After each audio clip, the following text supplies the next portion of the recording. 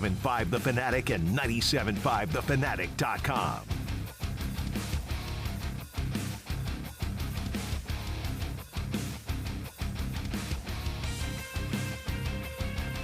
Good morning, everybody. It is the Mike Missanelli Show, and we are live again from Radio Row on this beautiful Thursday in New Orleans. It's going to be a beautiful day here and a beautiful day on the radio for us because we got a lot planned today. A lot of interesting guests planned today. Torrey Smith's going to be with us today. The governor of the state of Pennsylvania will be with us today. The governor is really plugged into the Super Bowl. He's a monster Eagle fan. He wanted to come on and discuss the Eagles today. Hi, I'm Mike Missanelli. Back at the studio, we got Ray Dunn. We got the gangs all here, including a man named Bill Colarulo. Hello, Bill. How you doing? I'm doing Did you great, have a good Michael. night last night here in the Big Easy? I had a great night. We walked Bourbon Street. We had a great dinner. Starting to get some more fans trickling in, so you got some more Eagles fans. It's been awesome, man. It's been a great experience, and I just can't wait. Sunday's right around the corner. All right, today I thought we would start back at the beginning and discuss the construction of this Eagles team, which we now are thinking is the best team maybe the Eagles have ever put together, and what the turning points were and all that kind of thing, and where it actually started to take form that this team was going to be good. So when we go back all the way to the beginning, I don't think any of us thought that this was going to result in a Super Bowl year. We really didn't know that much about what the Eagles were going to be. They had two new coordinators. They got a lot of different personnel. They had to interject a couple of rookies into the system. And in training camp, you never knew. And again, it came back to the quarterback. And also, would Saquon Barkley be Saquon Barkley again? So all these things from the start, I would like to just go back and look at. Now, when I think about the Eagles and the first thing that triggered this whole thing, and I guess I have to play into your hands here, because what triggered the whole thing was they actually kept the head coach. And so coming into this year, you had a head coach who was coming off a disaster of the previous season, and we were very insecure about the whole thing and how this guy would be able to build a team that needed a lot of new personnel. They had to rebuild that defense. They had to freshen up that defense. And then they brought in a running back that had been coming off of injury, but also wasn't that effective for the Giants. Solid, but not that crazily effective for the Giants for many different reasons. So when we go back to the start, I'll go number one, Sirianni. Back. Are you on board with that? It's hard to argue with it, Michael. It's hard to argue with it because I think if they would have made a move, you never know what you get on the other side. The grass isn't always greener, as they say. So if they would have brought in a different coach, who knows where they are right now. So I do think that that's got to be number one of why they're back in the Super Bowl. Okay. I don't know how to feel about it. They obviously now, bringing it back, paid dividends. I'm not so sure that dividends wouldn't be paid with anybody else, but I've got to give it up at this point. This guy has done something right for this team, and so their decision to bring him back was the foundation for the house that they were about to build. So now let's go systematic. I want to do this in priority here. So let's go with the second most important thing, and I'm not going to say it was Fangio. The second most important thing had to be the signing of Saquon Barkley, even though we really didn't know that much about how good he would be. Are we on board with that? I would put the Saquon signing in the top three, but I think Fangio is above Saquon. In my opinion, I would put Fangio above Saquon because as dominant as Saquon Barkley has been, I mean, literally he's going to have the best season by a running back in NFL history. Without that defense, they're not where they are. And without Vic Fangio getting all these young pieces to work together to be the number one defense in the NFL. You're advancing. You're going too far. No, I'm saying you're using results to justify the hiring. I still think that Fangio would have to go above Saquon. Okay. Well, here's my difference with that. Fangio, for all his success, when they brought him in, was still an unknown quantity. We didn't know how effective he was going to be. He had failed in Miami, and he had failed other places, and we didn't really know what we were getting at that point. Yeah, zero Super Bowl rings. Right, with that Vic Fangio. So that's why I say the known quantity of Saquon being this massive talent would have to go over in priority Fangio. Now, I'm going to have Fangio on the list, but that's going to be a little bit down the road. I will just say this, and I said it yesterday. Jen, who's engineering today, what's up, Jen? Jen and I were on the air when they signed Saquon, and as excited as I was, and a lot of fans were, and I know you're a Penn State guy, you couldn't have predicted. If you say we're looking at Fangio's results to justify it being up there, no one predicted Saquon to have this good of a season. I mean, when they signed him, did you think he was going to have the greatest, literally, the greatest season in running back history of the NFL? Still, he was one of the best running backs in the league. So he was a known quantity. At that point, I didn't know that Fangio was going to be one of the best defensive coordinators in the league because he had come off of like a down cycle. Saquon didn't come off a down cycle. Saquon just wasn't at the 2,000-yard level.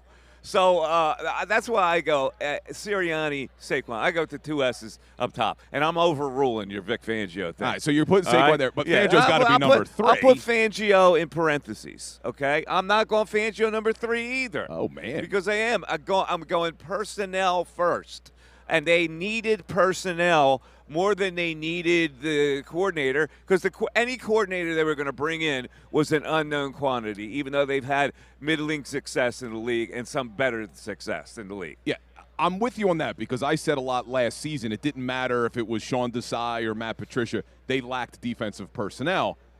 But again, the reason I'm going to argue that Fangio should be above it is he was involved in that personnel.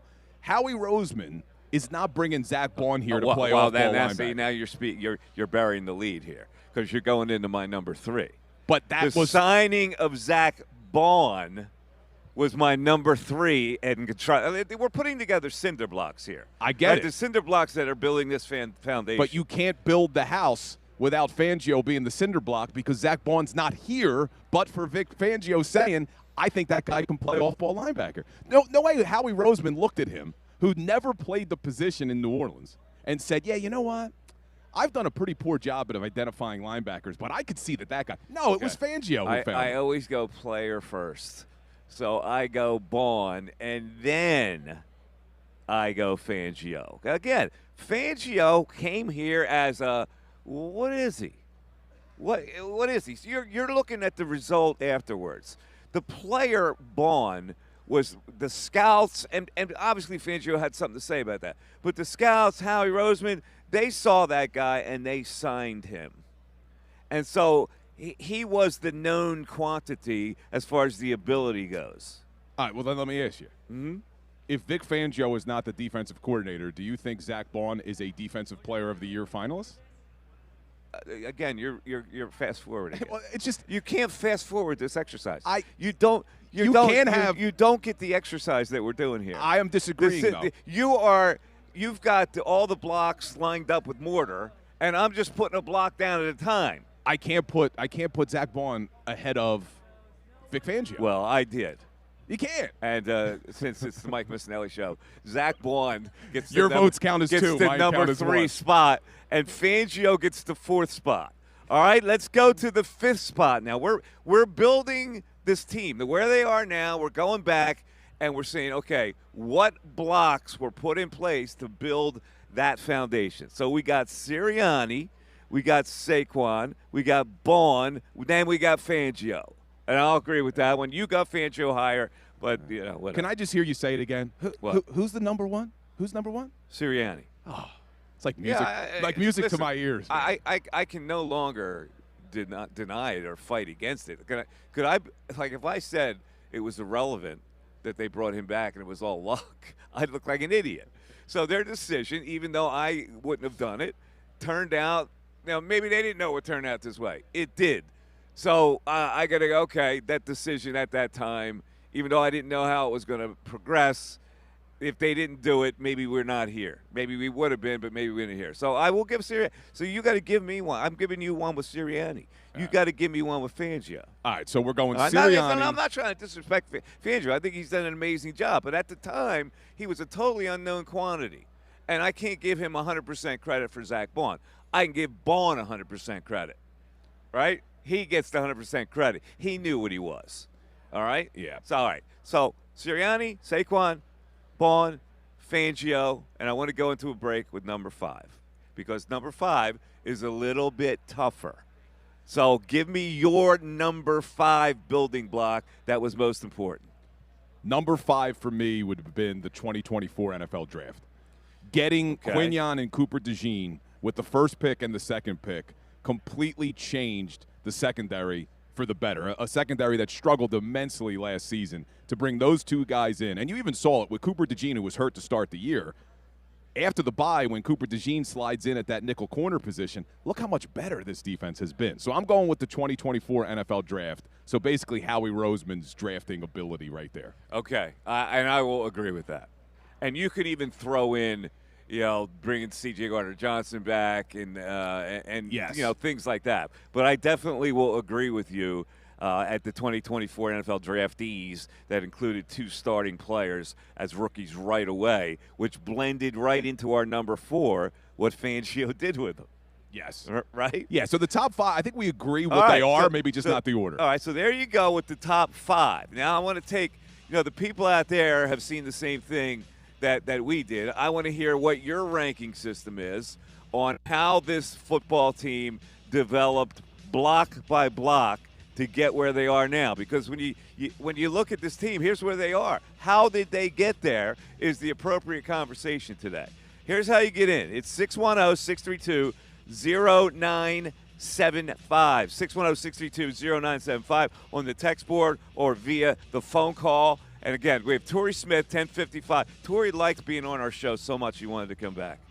How about that? Yeah, I just saw him walk by, too, so we'll be here live. He felt a kindred with us. Well, how about it? We had Malcolm yesterday, and now we got Torrey today. Smith, 2017 and Super Governor Bowl. Josh Shapiro at 1 o'clock. He's really excited to come on and talk to us. And anybody else today that we can grab here on Radio Row, it's busier now than it was yesterday. A lot more entities have come in. So it'll be a crazy day. If you're watching us on YouTube, just study the whole process, study the background. You know who was here yesterday?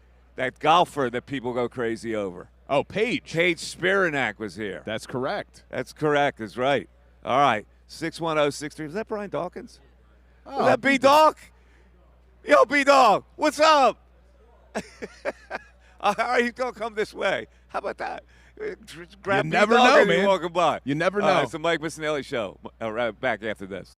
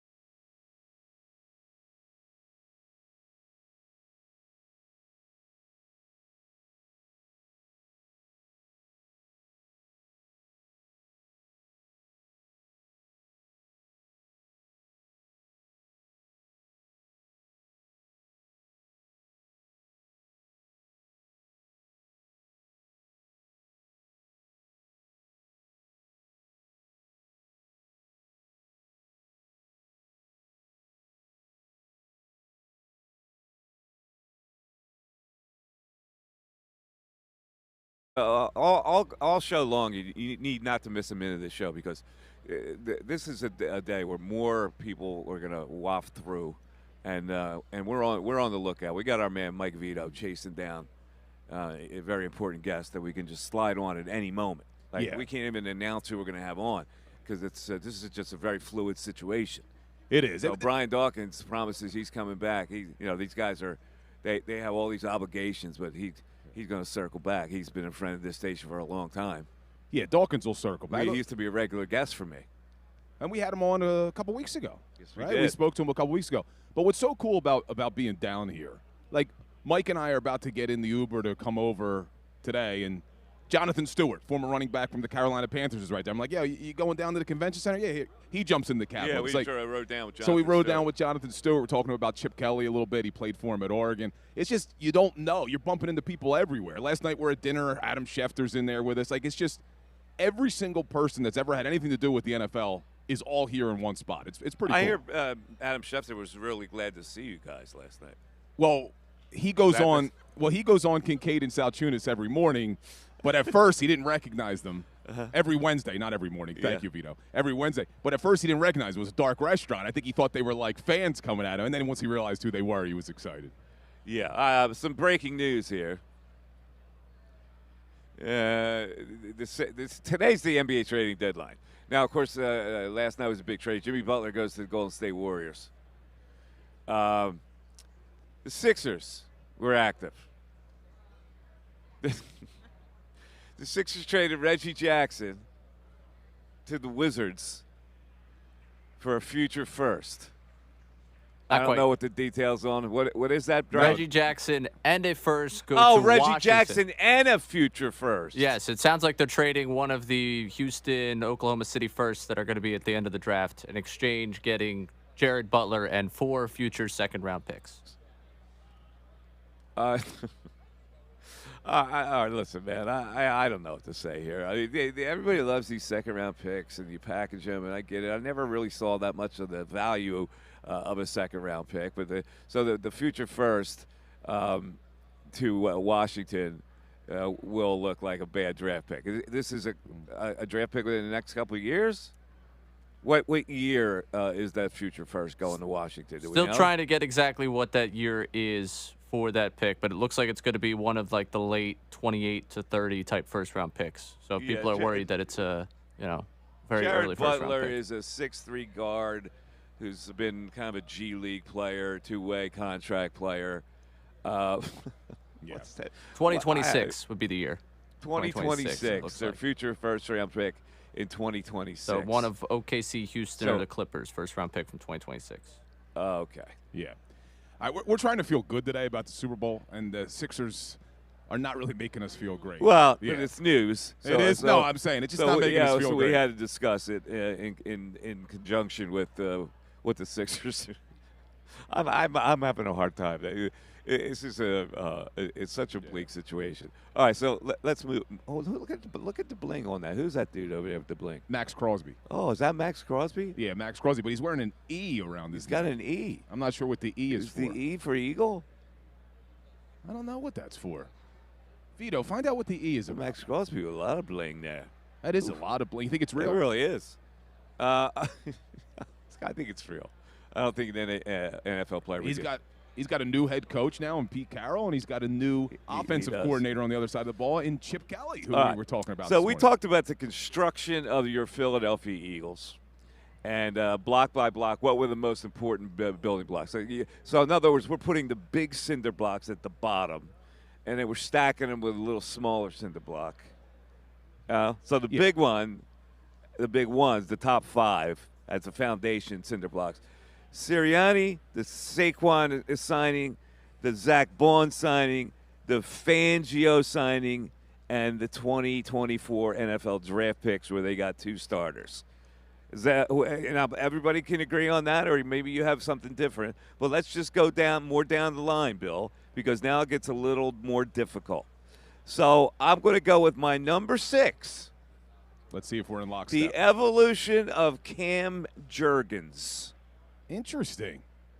That is a very astute. Very astute. Very astute pick because they had lost cornerstone of that offensive line, and everybody's wondering, oh, my God, how are they going to be the same without Jason Kelsey and all the stuff he does and getting downfield, blocking that linebacker, the inspiration, the kind of the camaraderie he had with the quarterback, the whole bit. And Cam Jurgens came in, and they really didn't miss a beat. You know what? I was going to go in a different direction, but you like that? Yes, I do, because since we're building the foundation and the cinder blocks, I mean, a little teaser of where I was going. Without Cam Jurgens and that offensive line, you couldn't get to the evolution of the offense, which is one I was going to. But I'm giving that to you. I think that's a great one. I'm going with Cam Jurgens there. Thank you. So you see what I'm doing here? I'm building the foundation. I'm building the cinder blocks. I'm actually drawing the cinder blocks, as you can see. We need another brick in the wall. Play that. We're putting bricks in the wall. We should get Pink Floyd involved here. Yeah. All right, so who were you going to have at 6? Well, I was going to talk about how the Eagles' offensive line went into Sirianni and asked for a more run-heavy approach at the bye, that evolution of the offense. But that's why I like putting it behind your Cam Jurgens one, because you needed the offensive line first. Maybe you could even argue Mekhi Becton at right guard before that. I like the circumstance of where you're going. Yeah. And, now I think about it, this might go ahead of Cam Jurgens. But I'll put Cam Jurgens in that 6 hole. The 7th hole, the bye transition. The bye transition in many different ways. Yeah. Okay? We're talking about Hurts coming up, because that was a big one. We talked about the offensive line going into Sirianni. We talked about the transition. We need to be this kind of team now. We also talked yesterday with Jay Glazer. We did. About how the two guys, Big Dom, BG, went to visit Hurts. At the bye. That's correct. And said, hey, you got to be a better teammate. You got to be a better communicator with your team. And he took it to heart and did. And that's what Glazer said yesterday. It wasn't meant to be a negative story. It was meant to be a positive one about how Jalen Hurts put in the effort to connect with his teammates. So we're at 7 now. And again, we're going to go all the way. We're going to try to get to 20, to be honest with you. But we have a lot of people on board who would like to converse about this particular subject, too. And we're going to get to those calls after this. 610-632-0975 is how you get in. Your calls are up next. Mike Missanelli Show live from Radio Row at the Super Bowl. Back after this. Fanatic Sports Update.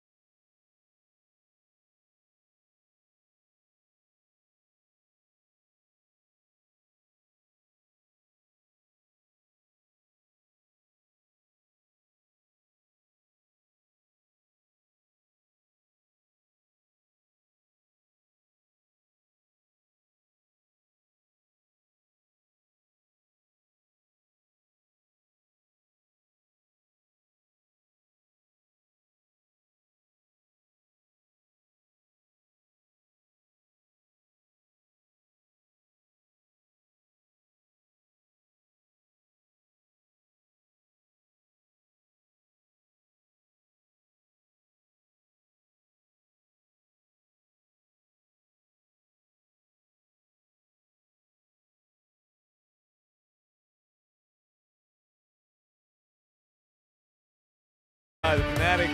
610-632-0975. The chat board is going crazy here. Oh, yeah. As we do the show live from Radio Row. And I kind of thought this would happen. See, Bill's one of these guys who has already made the case that it's okay to be shirtless when you're doing yard work in the front yard. Yeah, completely Not acceptable. just the backyard. And it's also you could go shirtless when you jog and the whole bit. He's a man who loves being without a shirt so he can show off his finely toned physique, which to me makes, it's frankly, I think it's obnoxious. But in any event, the chat board is all over it today because you got a shirt on. I think Bill got up early and painted. He had the blue and white paint. That's what they're asking. Is it made of cotton or did I paint it on? Yeah, he painted it on. He put those blotches of white with a smaller brush. Oh, it's not that tight. I'm going to stand up for the YouTube. Oh my God! It's really not. It's tight in the arms. Tight. You bought it at the boys' shop at J.C. Penney. It's a large. Crying out loud. It's a large. Damn it! They're accusing me of taking Ray Dunn's shirt with me on the trip. That's what they're saying in the chat. I mean, come on. And then Ray Dunn gets involved and says, "Oh yeah, I didn't realize I lent Bill a shirt." There comes the guy with no shirt. Oh, that's the. There's your kindred. That's the Old Spice guy, isn't it? Isn't that the Old Spice guy? Yeah, the Old Spice guy that does the commercials shirtless. That's him. Oh, where he's the horse body? Yeah, that's him walking around with no shirt on. How do I get that job? Why don't you go over there, run over there, and be fast friends with him? But yes, I am getting two meatheads in the same vein. Yes, I'm getting killed in the chat, but I love it. Yeah. Oh, we got the best YouTube chat going. And hold on 1 second. The guy from the New Yorker just came over here. He did. Yeah, New Yorker is a pretty prestigious publication. Yes. He was fussing over you. I know. He asked me for a selfie. He goes, "I'm a big fan of yours." And Mike introduced himself. Mike Missanelli. The guy was like, "Okay." Yeah, the guy had no idea who I am. He's a big fan of the Mike Missanelli show. But, Bill, I think he confused you for me. What he said was, "Is this a joke call?" Yeah. He said, "Me and my brother share your videos. I think he likes my social media." Oh, your social media. Yes, I think he likes. You do videos every day? I do a bunch on Instagram at Bill Colarulo. And he likes your videos? Yeah, he said, usually I don't do this. Usually I'm not doing it. But your videos aren't even, like, you do serious videos. You don't do anything funny. Well, Sirianni Love, I think, is funny. But other than that. Well, you do Sirianni Love here. Yeah, we cut it. We cut them up and post them. So they go on Instagram, and that's maybe what he sees. But okay. Yeah, Mike was like, I'm Mike Missanelli, guys. Yeah, I introduced myself to him after the fact. I'm thinking, all right. Yeah, I thought he was going to be like, yeah, I'm a big fan. No. Yeah, he wanted a selfie with me for some reason. He had nothing. He had nothing for me. Yeah. I mean, normally it's the women that want the selfies with me, and then the reporters who want the selfies with you. But this one was a little bit different today. You know, it's funny that you say that because I used to do a Phillies postgame show with John Clark, Sunshine John. I haven't seen him yet. You know, John's the tall, handsome man. You know, very blonde tall hair, tall drink of water. And so the ladies love Johnny Clark. So we would do the show at Chickies and Pete's, and so every young girl in the place would like walk past our booth and they waving to John, right? And so I would get the guys that go, "Yo, Monkey Mish, man! Yo, Monkey!" Yeah. I don't know how I'm supposed to feel about this. All right, 610. Well, you look. 632-0975. You did get a selfie with the Philly sports guy yesterday. He wanted to interview. Philly sports guy interviewed me. Yeah. And posted it. So it was the highlight of my day. In full face paint. Yesterday. He's the only guy in here in face paint, by the way. Yeah. I went over to see where Paige Spiranak was. She was over there with Bert Kreitzer. Yes. The comedian. No joke. She's a great golfer, man. I mean, I know that people like her look, obviously, but she's an exceptional golfer. She got a beautiful swing. Well, she was a college golfer. Yeah, very good golfer. But my buddy of mine loves Paige, so I took a photo of her and she was talking. They were doing some kind of bit with Bert Kreitzer, and Bert Kreitzer's a lot more famous than Paige would be. So I sent it to my buddy. He goes, "Who's the guy in the flip flops with her?" That was Bert Kreitzer. All right, man. Can we start off on the text board, or should we start off on the phones, Ray? What do you want? Oh, let's start it on the phones, and let's go to Aaron to start things off. Aaron from King of Prussia. Aaron, you're on 97.5 The Fanatic. What's up, buddy? Hello, Aaron. It might change Yeah, we you hear got you. me? Yeah, we got you. Yeah, I got a quick question. Who is more responsible for bringing Fangio in, the coach or the GM? The GM and the owner. The GM and the owner. Yeah. So I liked your list, but I think the order is a little off. Okay. What do you I got? would rearrange the order. I would Okay, say rearrange it. What do you got? First is Saquon Barkley. Okay. Second is Fangio. Third is the coach, because I don't think the coach could do all this without all the help that he's been given, plus the coordinators, and then I think the cornerbacks, the two new cornerbacks in the draft. And I agree with your partner over you, because not only did Fangio, he reignited all those Georgia boys, because those Georgia boys were lost last year. Yeah, but again, you're looking at the result to judge Fangio more than the time they brought him in. So you got to look at. So we're talking about the blocks that you have to choose to build a foundation, right? When they brought him in, we didn't know what he was going to do. He had come in with a lot of question marks, right? Right. So that's why I put him a little bit down on the list. He was coming off a bad experience in Miami, to the point where they didn't know what they were getting. So again, like we have revisionist. We have revisionist history now. So, but we're trying to look at back at the construction at the time, what the construction was, to build the house, not looking at the house after it was built. You see what I'm saying? Oh yeah. Mine is on the second. What the results was and what the building blocks. Yeah, you can look at the results, but we're looking at like what started the road to the results. Like what was laid down, and Fangio had come in. Listen, he had a good reputation, but he was also had a reputation. Maybe it was past his time. Because that Miami experience, the players revolted. Could he be a defensive coordinator with today's players? All that stuff followed him when they hired him. You're not wrong on that, but when you talk about you're looking at the results, couldn't you say the same thing about Zach Bond? I mean, when they signed him, he was like it wasn't the headline. He was kind of the footnote. You could say the same about Zach Bond, but they made a value judgment on Zach Bond based on his ability. So, yeah, maybe they did get lucky. Maybe nobody foresaw it. But that's crafty scouting, that he had that ability to play a certain position for them. Like I said, this is all arguable.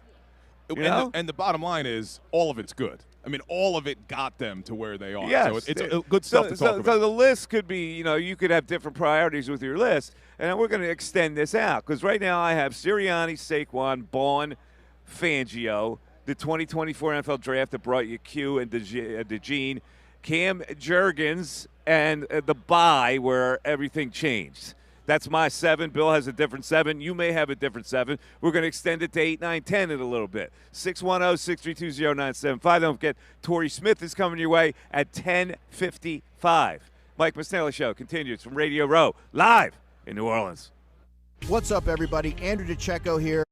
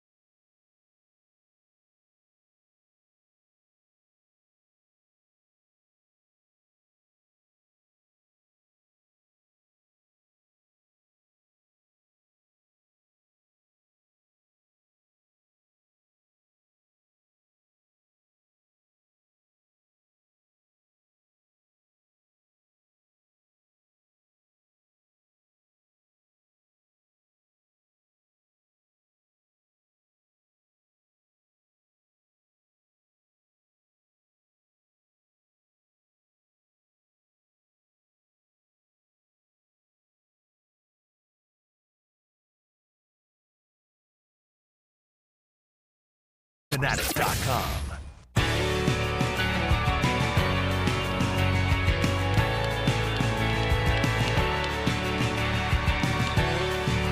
Uh, 1044, Mike Missanelli Show, 97.5, The Fanatic. We got a text board humming as usual, 610-622-0975. So let's get Ray for our text on Saquon versus Fangio. A lot of Fangio people want him ranked higher on the list.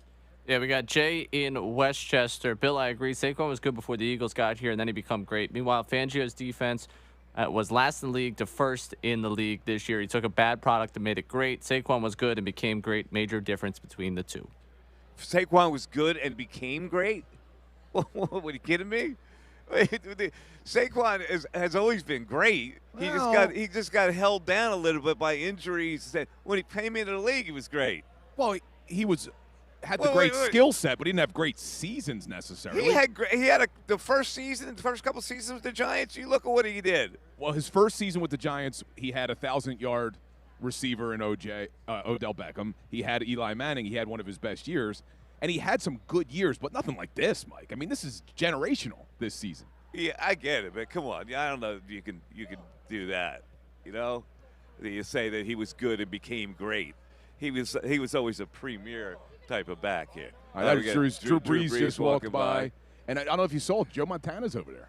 Is Joe Money over there? See the big signs? Yeah. Joe Montana coming to he's going to be on Golic, I guess, shortly. Oh, okay. Torrey Smith's still hovering around, so he'll be joining us shortly. Torrey's going to be hanging out with us in a little bit. Yeah. All right, let's go to the phone. We got the Spankster on the line. Spanky from Overbrook. Spank, good morning to you. How you doing? Spanky, there he is. What's up, Spank? Are we having problems getting through here? Mike, can you hear me here? There he is. What's up, Spanky? Mike, man, I'm getting sick of. I'm trying not to do it, man. I'm watching Get Up. I'm on my day off. I'm drinking Modelo's early in the morning. I'm trying not to do it, Mike, man, but I can't stand Kansas City, Mike, man. I don't understand why people think they are a machine, Mike. They're not a machine. It's like we can beat them, Mike. We can. I don't think there's any question they can beat them, but they have kind of been a machine, Frank. Well, we can't deny it. They won 2 straight Super Bowls. Right, yeah, but they lost a lot. They won a lot of close games, and we could have beat them last time. If not for that fumble, Mike, I can't stand. They my new dollars. They are, Mike, man. I can't stand. I get why they annoy people. Now, if they were in a bigger city too, the annoyance factor would be even higher. They're in Kansas City, kind of an obscure city, and so nobody pays that much attention to hate. Like if they were Dallas, oh my God, there'd be hatred. But I give credit where credit is due. Whether they win close games or not, that shows to me that they have some kind of acumen to be a winner. And I respect that. That means their coaching staff is buttoned down. That means they got clutch players. I respect that. That doesn't mean I don't think the Eagles can beat them, because I think they certainly can beat them.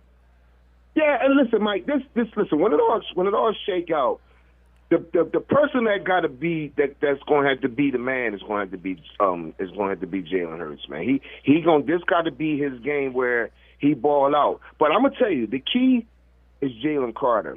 If Jalen Carter get pressure on this dude, man, they got to get this dude to the ground, man. I just can't stand. I'm watching the get ups and the first takes, and it's just making me mad. That's why I don't like to do this before these big games, man. I'm mad right now. Here's what you do, Spanky. You got to take that in and go, okay, well, this is gonna feel really good when we beat them. Instead of being threatened by the overhype of the Kansas City Chiefs, go, okay, do what you want. You got something coming. I think it's the Casamigos and the Modelo's that I had. Come on, man. Hey, that Casamigos is going to cost you a little more money, you know. We got tariffs coming in. How you feel about the tariffs? Yeah, your tequila's going to go up. The whiskey's going to go up. Yeah, my bill was $230 last night. I hear you, Spank. All right, I'm gonna try to stay away from this. Yeah, all right. Oh, rise above it. Rise above it, Spanky. All right, man. All right, man. You got it. Yeah, all the tariffs. Oh, man, the liquor, from Canada is going to be more expensive. You think eggs are going to be more expensive. You're going to be paying $75 for a bottle of tequila, Bill. How you feel about that? I don't really drink tequila. So I'm good to go. Everybody's upset about egg prices. You start messing with their liquor prices, we'll see what happens. A revolt.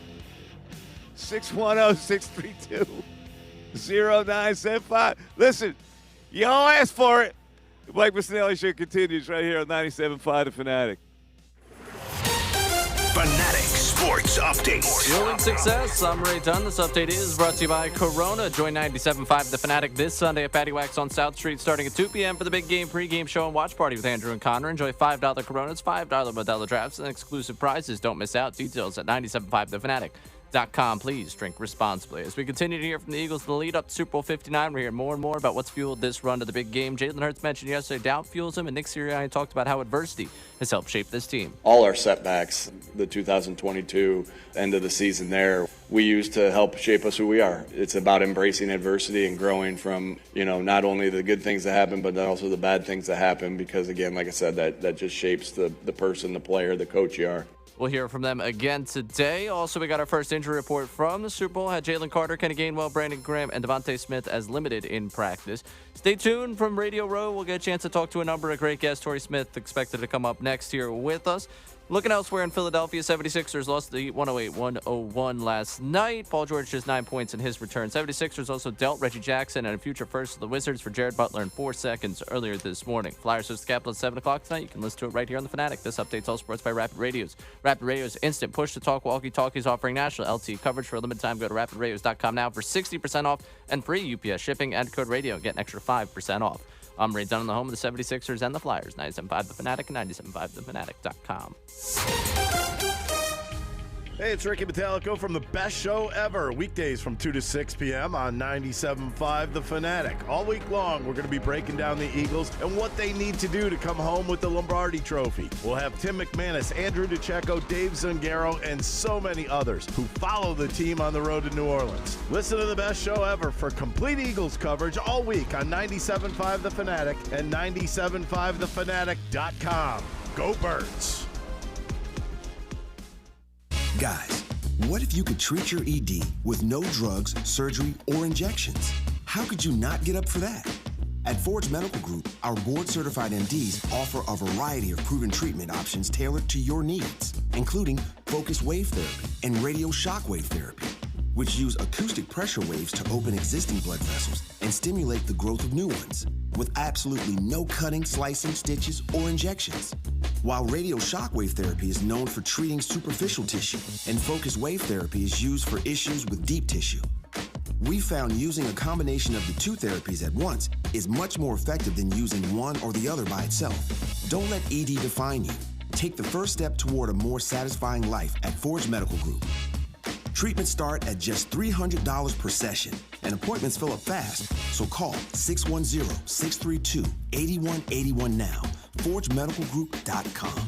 That's ForgeMedicalGroup.com. Must qualify for enrollment. Results may vary. We all hear the radio ads about the IRS. They tell you to be afraid, to be scared, and they try to frighten you into calling. I'm not here to do that. Tax Relief Advocates is different. TRA is here to tell you that if you owe money to the IRS, whether it's $5,000, $50,000, or $500,000, we have a solution. It doesn't matter if you're sitting in your car, at work, or with your kids. No matter where you are, call now. 800-575-9318. Don't lose hope. TRA can eliminate or reduce what you owe to the IRS. Generous programs are now available that can give you a fresh start. Our passion is taxes and helping individuals fix their IRS problems. We have over 1,000 5-star reviews on Google and an A+ with a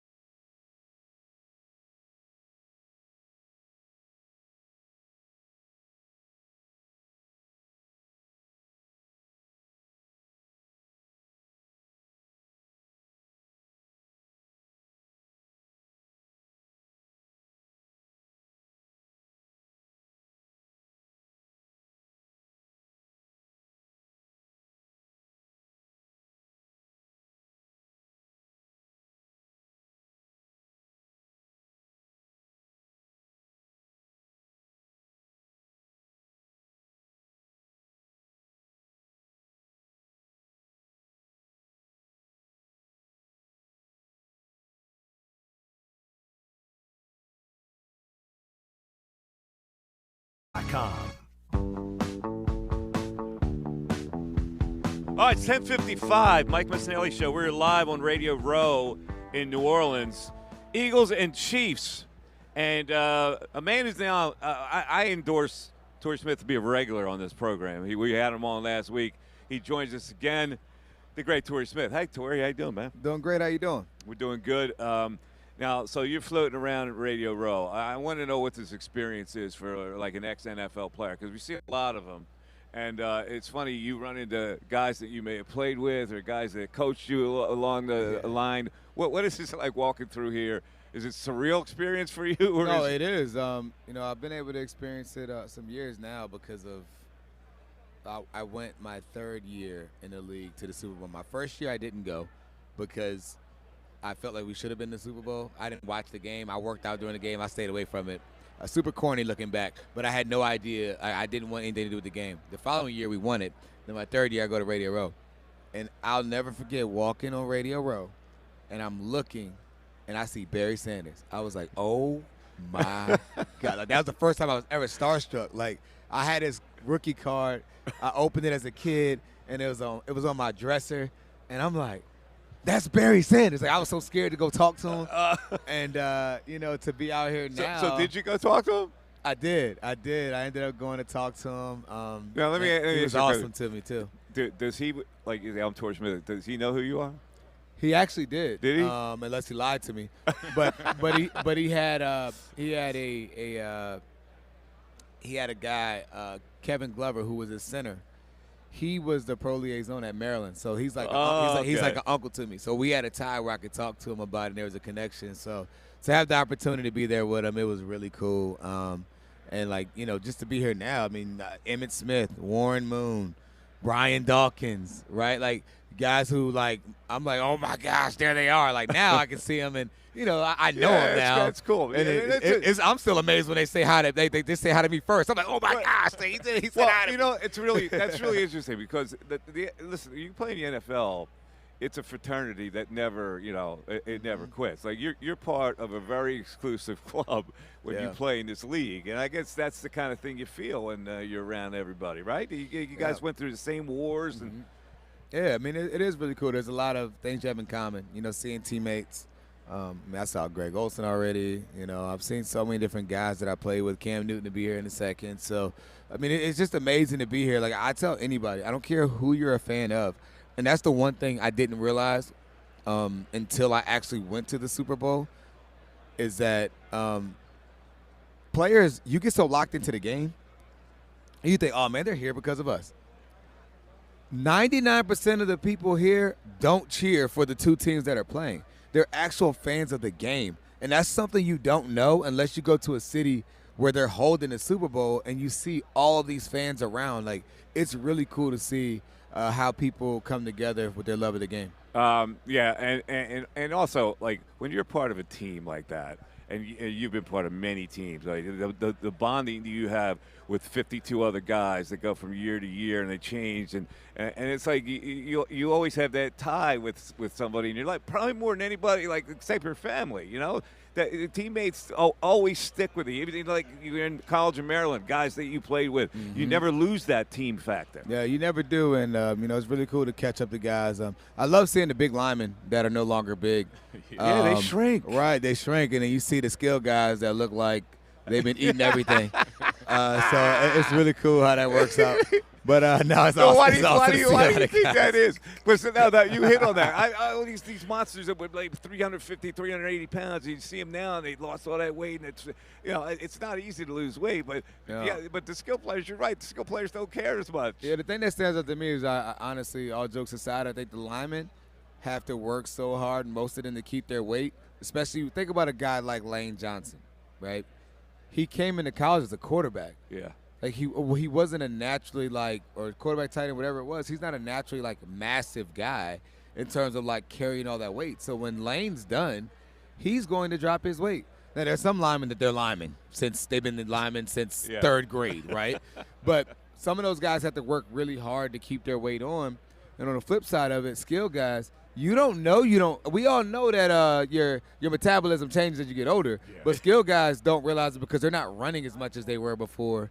and they're not working out, and now it's like, uh-oh, you got to get to it. Talk to me about fan bases. Now, you played with a couple of rabid fan bases.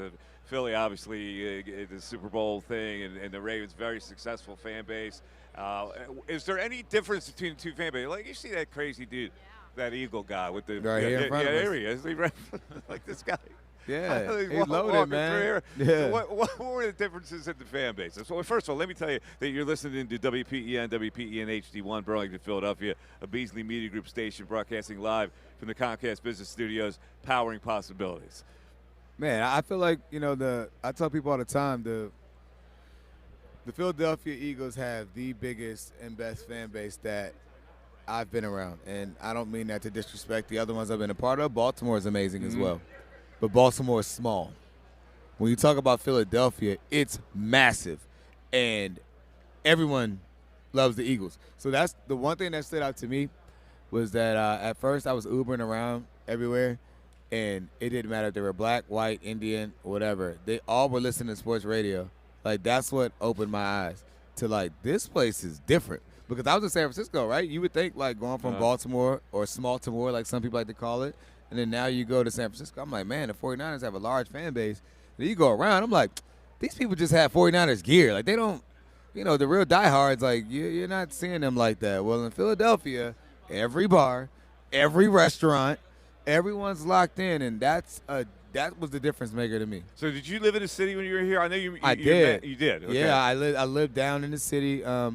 I don't like driving far to get to places in terms of, like, when you got to know you have to be there all the time. But, man, my kids were younger, so it made sense to be able to do it while at school wasn't necessarily the biggest priority for them at that stage, or I would have gone across the bridge. But I've been traumatized from I-95 from growing up in Virginia and going to the University of Maryland that I said, if I got to get on the highway to go there, I'm not living there. So I was right in the city. Take a quick back road, and I'd get to the facility in no time. So how'd your wife feel about that? She's a local girl, obviously. Yeah, she loved it. Track star, Maryland, the whole bit. So she liked living in the city. Oh, she loved it. We loved it, right? But we just knew long term that's not something we would do, which is why you're playing. It was perfect. Having the opportunity to get to restaurants. That Ishka Bibbles was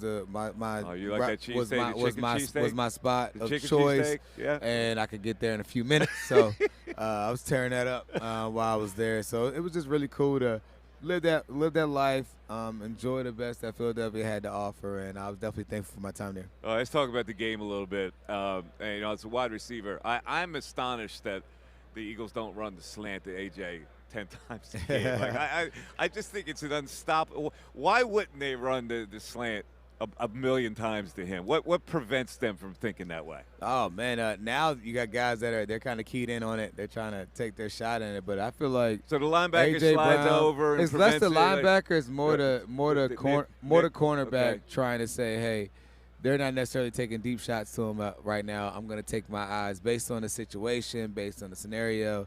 They'll take their chance of playing heavy inside leverage, which makes it really hard to run as a receiver.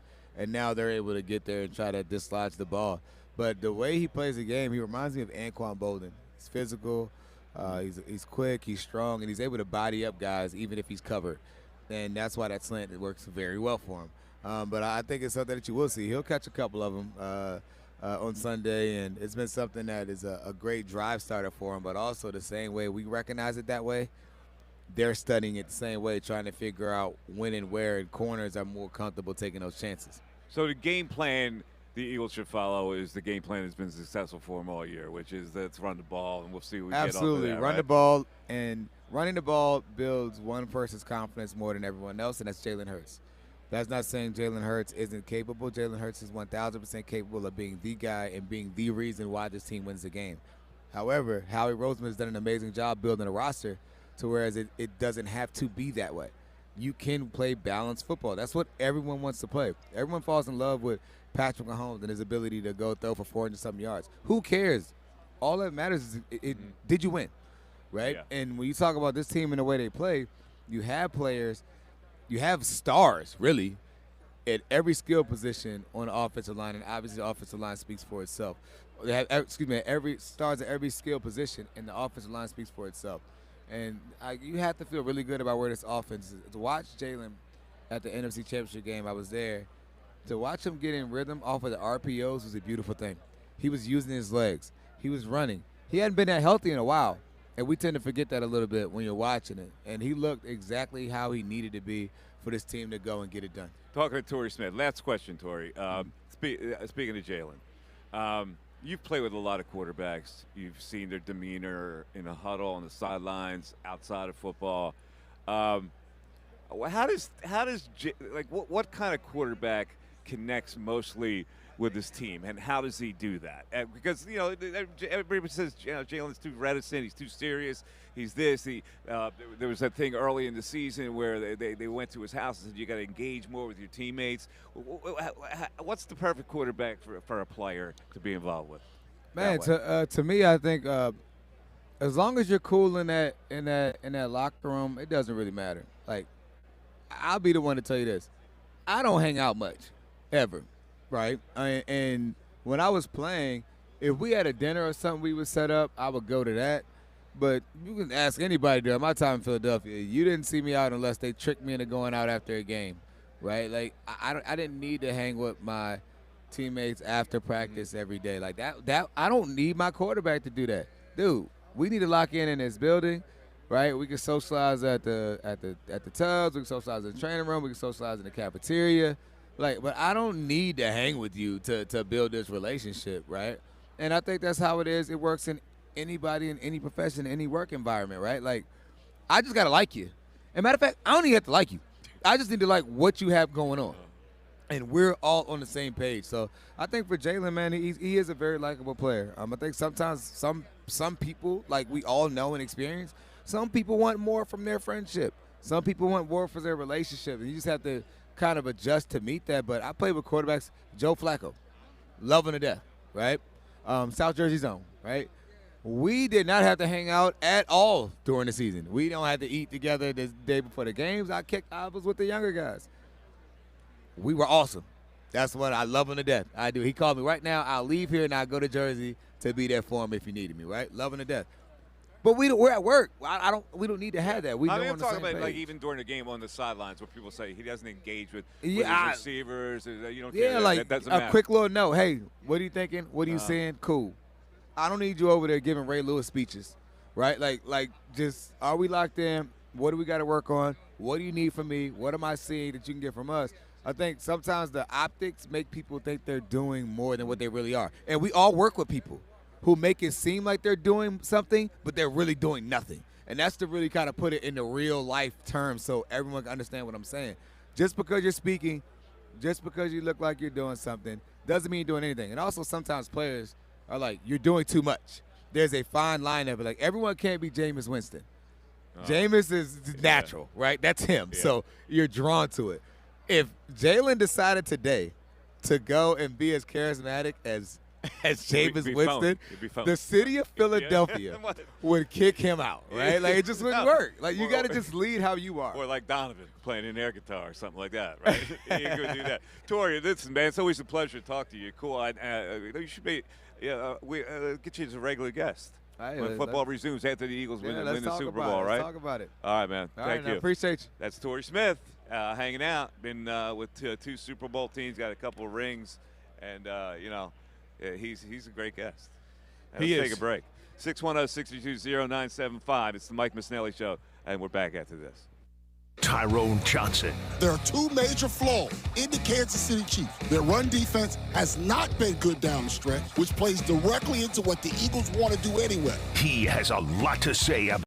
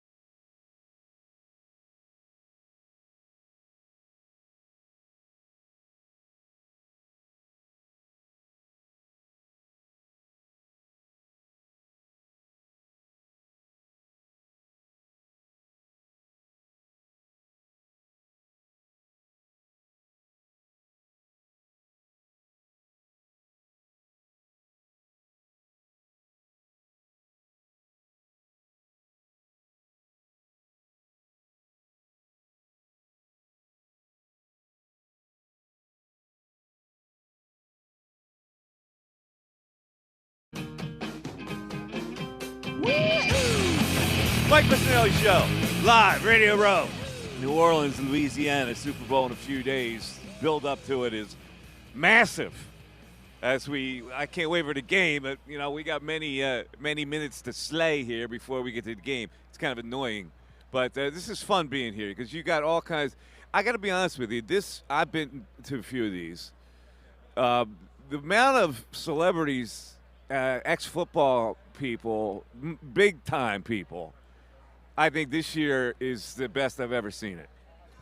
When you see Joe Montana floating through here, Kurt Warner floating there, Kurt Warner's in the media. Joe Montana is probably a good get for the people to get him to walk through here, right? Yeah, Montana's great. I mean, you're right. And it's like our camera for YouTube is pointing this way, but there's a whole other side that way that they can't see because they're like, oh, it looks small there. No. You can't see the other side. I mean, this is massive. We have the entire convention center, and it's just filled with people. And Mike's right. I mean, everywhere you turn, there's an NFL player, an NFL legend. It's pretty cool. And I guess the NFL invites as many NFLPA former members as they can to wap through to make this a good event.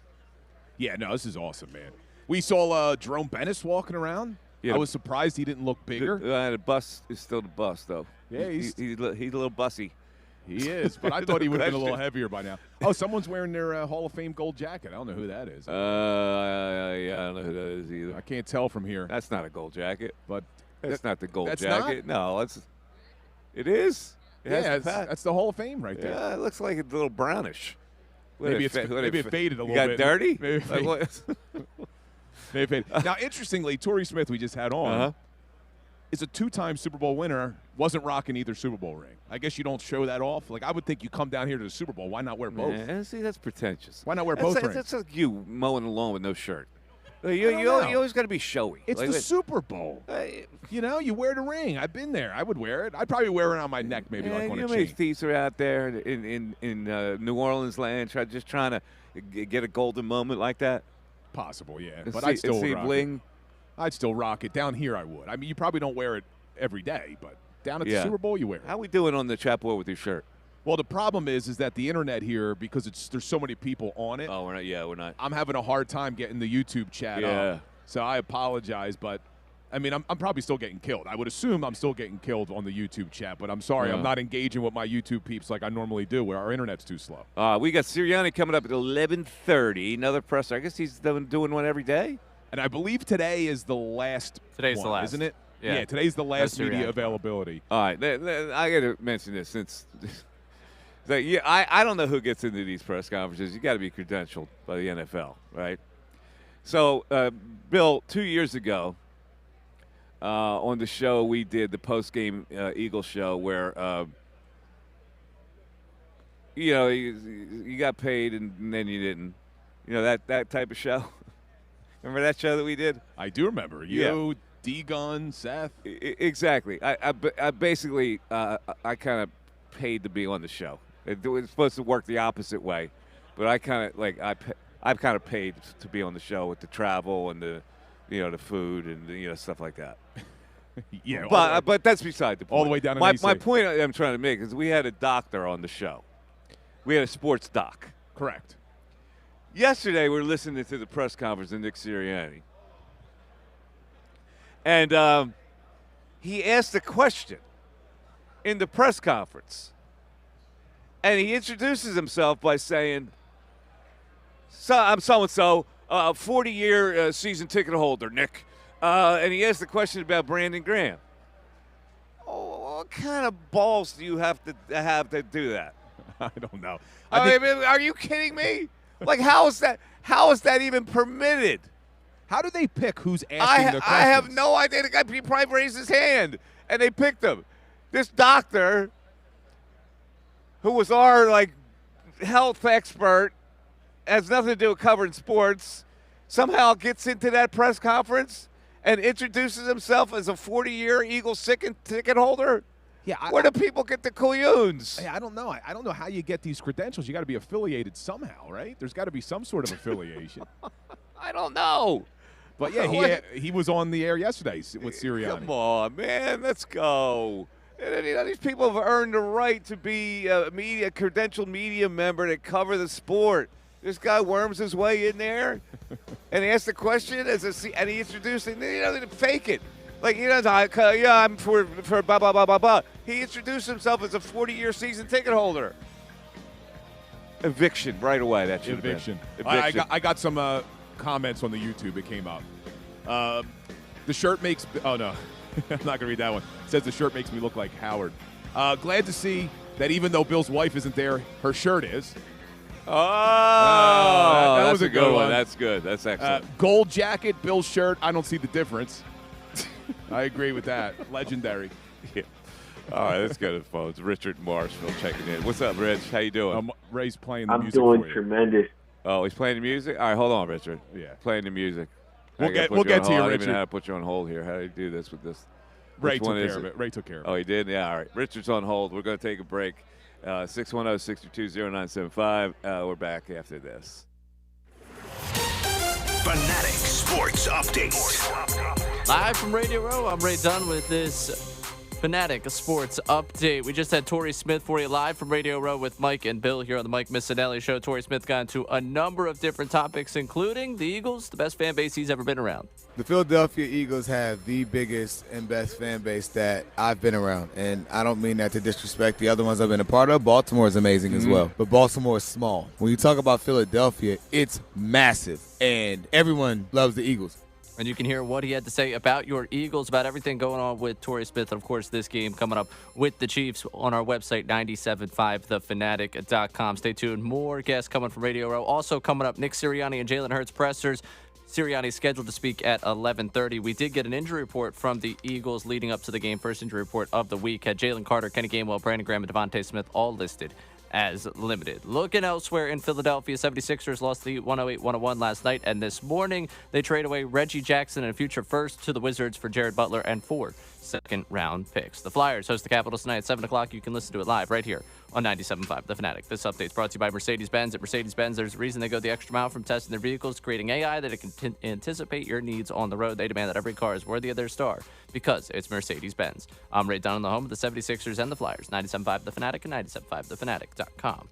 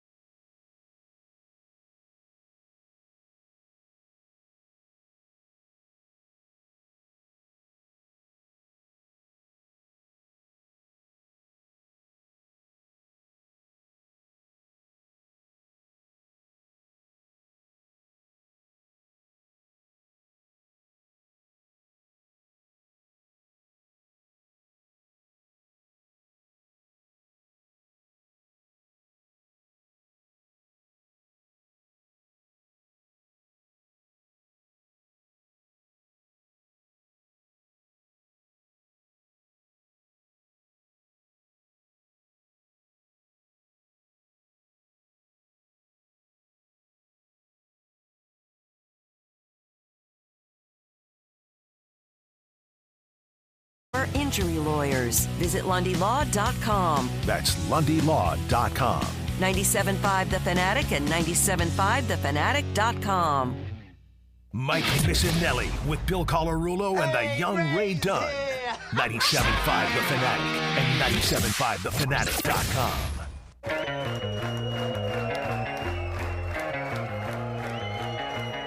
Mike Missanelli Show. We are live on Radio Row in New Orleans as we lead up to the Super Bowl. Super Bowl week. Oh, it's busy here today. And Nick Sirianni talking every day. So let's go to Nick Sirianni at the podium. Days for the Purple Raiders as a wide receiver. You suffered a severe leg injury, which could have been life-altering. However, you came back to help lead Mountain Union to its third straight national championship. How do you use that, overcoming the adversity? You know, how did that mold you into the person you are today, and how did that create you into the NFL coach you are now? Yeah, again, embracing adversity is huge, right? And for life, for football, and that, as bad as that injury was and all the stuff I kind of went through with that injury, I can kind of, I see it now of why I had to go through that. It really, a lot of people were there for me at that time, my parents, Coach Karras, my teammates. But now I'm able to use that story that I went through to kind of help players that we have that are going through injuries and share that story, because there's no doubt in my mind it taught me how to endure. It taught me how to, be told I couldn't do something and stand up and like I wasn't supposed to play football again, and figure out a way to, with the help of the trainers and the doctors and again my teammates.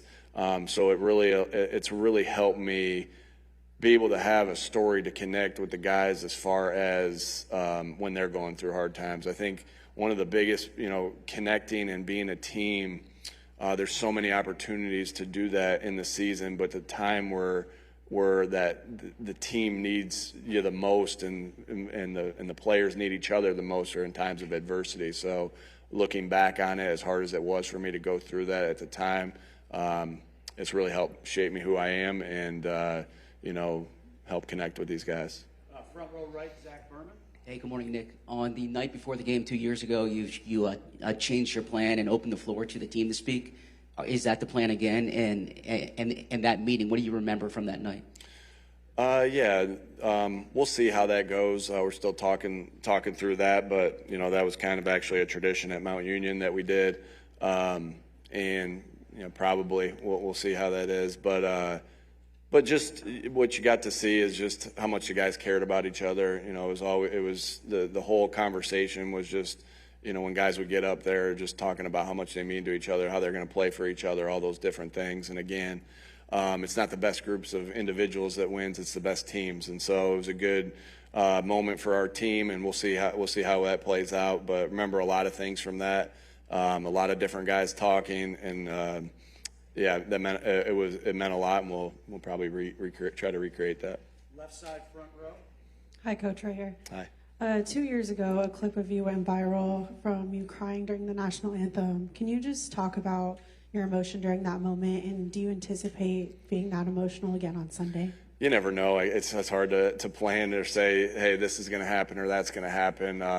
First, it was a really good rendition of the national anthem, and I think really why the emotions were there were kind of twofold, as far as just being grateful to be in that moment, and then just to think about and just the thanking God in that moment and the gratitude that I had in that moment, and then also all the work that it took to get to that moment, the injuries, the coming from a player to a coach and all that, and thinking back on, when we were all, at some point, all of us that are going to be on that field had thought about playing in that game. Or, I think as a little kid, you think about playing the game. I don't think you ever think about coaching in the game.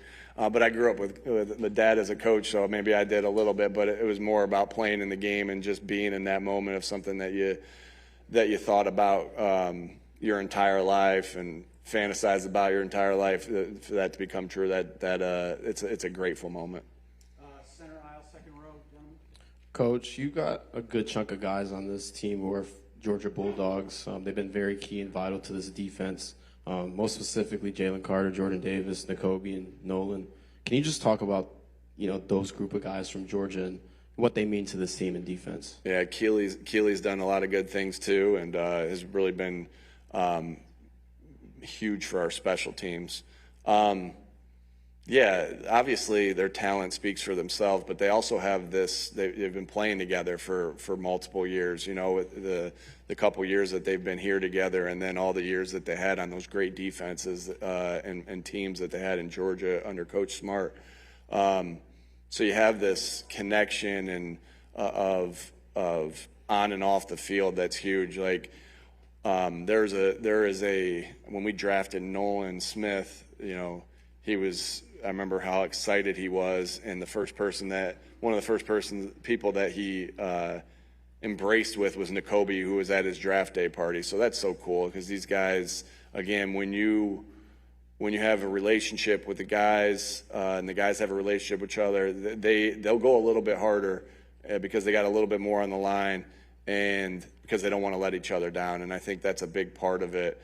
And some of those friendships that we have on this team are developed, through the year or through the couple years that they've been playing here. But their bond goes back, and I think that's important, and I think that's a huge deal. And they can fly around and make plays. They're tough. Coach Smart and his staff have done such a good job of getting good players there and developing them, and then we just try to continue to do the same thing. And so love those guys. A big part of why we're here today. Far left, Jeff McClain. Nick, a two-parter. You're one of the more aggressive coaches in the NFL in terms of fourth downs, plus 50 on two-point conversions. Does the Super Bowl and going up against an offense and Patrick Mahomes call for more aggressiveness? And in terms of OT decision-making, does anything from last year influence how you're going to approach that? As far as your second part of the question, the overtime, I mean, we've thought about that, going back to last year, you get ready for that. And so, you think about what you're going to do in those scenarios. Obviously, I won't sit here and say, here's what we'll do in an overtime scenario. But we've been thinking about that since the new rule has come up. And we have our plans and our thoughts for that. As far as the other option, every game's a little bit different. There's different factors that go into how you play the game. The flow of the game plays into it. There's so many things that play into it as far as your decision making in game. And so everything will be accounted for, just like as far as the overtime, and just like we do each and every week. Everything's accounted for. Who you're playing against. Who you're playing against offensively, who you're playing against defensively, the plays that you have, the players that you have, the analytic charts, all those different things play into it, and we'll see how the game unfolds. All right, right side, outside, Brooks. Nick, I want to ask you about what you've learned about offensive staff transitions. You've done it a couple of different ways, an internal promotion and then an external one. In terms of reaching for success in the system, does it require an external voice as you build, or what have you learned about those two transitions in terms of how you operate? Yeah, every situation is different. You kind of think about the first one too. Like Brian was internal, Kellen was external, but still had a relationship with him and knew him from other things. Shane was internal, if you want to go back to that. Right, even though we weren't together prior to it, coming in together. So every situation's a little bit different. You try to learn from every experience that you have. And yeah, we're not really thinking about anything like that right now. We're thinking and focused about winning this football game. And that's all our thought and focus is on right at this particular moment. All right, left side, third row, far left. What are your recollections of your very first conversations as a staff on the push play and the way you were going to approach the quarterback sneak? Who sort of threw it out there? Was it based on any particular thing? And the first reaction, was it, we know we're really onto something here, or is it more skeptical, like, let's just see how this goes? Before I got here to Philadelphia, and I was with Coach Wright in Indianapolis, Jacoby Brissett was really good at the push play, or at the quarterback sneak, was really good at it. And, the reason we tapped into that with Jacoby was because all the success that Frank had here with Carson Wentz, because they were really successful at it prior, in the 17, 18, 19 season with Carson of the quarterback sneak. And then, fast forward to when we're here, if you look back in 2021, as we watch some of our tape from 2021, as we study our Chiefs game from 2021, there's third down situations where it looks a little odd because we're not in that formation or in the push play or in the quarterback sneak. And it's just something that develops over time, and you start adding layers to it. You start adding complements to it where the defense has to make sure that they're playing it honest. And so it's just something that's developed over time, but dates back to, again, 17, 18. Coach Stout is so good at teaching that, and we have some really, again, you don't run the play either unless you have the guys to run the play. I think someone told me that it's always a topic for conversation. Should this play be banned or anything like that? But there's not the success that we have is not replicated always throughout the entire league. We saw it last week with the game plan we were studying against that Kansas City did it against Buffalo and stopped them in a critical situation. And so I guess I'm lobbying to never change that rule because we're successful at it, but we're successful at it because of the guys that we have up front. And then it keeps layering as you get better and better and as you get more experience with it. And so truly a group effort of how we've continued to develop at this play and have the success that we have at this play. But, Cam Jurgens, Landon Dickerson, Jordan Mailata, Mackay, Lane, Jalen, they got a lot of. That's why it's being successful at the end of the day. We're successful at it because those guys know how to do it and make it work. Aisle, right side, third row. Coach, thinking about Saquon, Zach, Cooper, and Quinyon, they're all 4 first-year Eagles. They're all nominated for some big awards. They've been making a big impact for you guys this year. How are you balancing that talent with the fact that this is a first Super Bowl for all 4 of them? Yeah. I think someone asked me this question early on in the playoffs, like, hey, you guys are a young football team.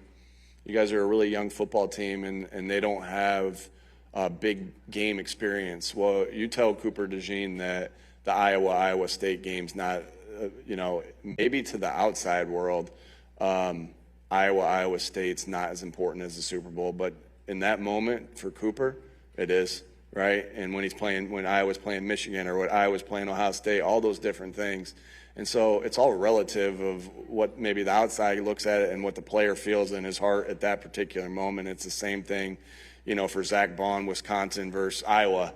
Who else did you mention there? Quinyon with Toledo versus who's Toledo's rival? They who Kent State, Akron, any of those teams, and so.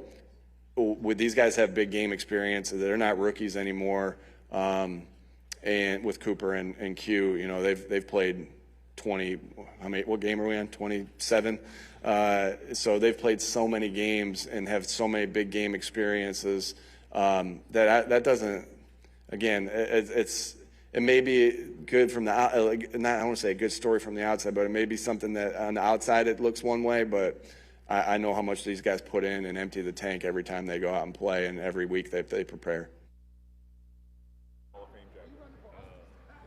That was Nick Sirianni with his press media availability. There you go.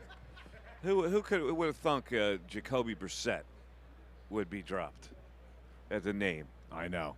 Doing a tush push. Sirianni, man. Sirianni, he knows his ways around those press conferences now. Yeah. And little update for our listeners, the man in the gold jacket was Thurman Thomas, the running back. He just walked by. Wearing the gold jacket. All right, so we got to take a break here. On the other side, we got Jalen Hurts. Maybe some more words of wisdom. Pay attention. Get your pad out. Mike Missanelli Show continues. Like a DNA thing. Andrew Salciunas.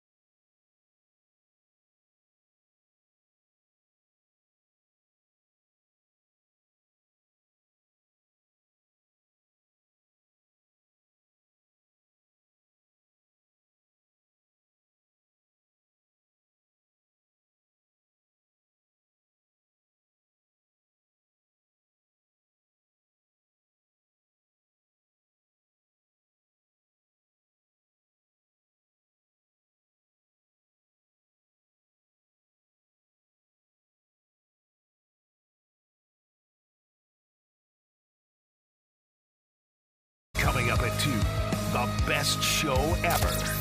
Now, Mike Missanelli, 97.5 The Fanatic and 97.5thefanatic.com.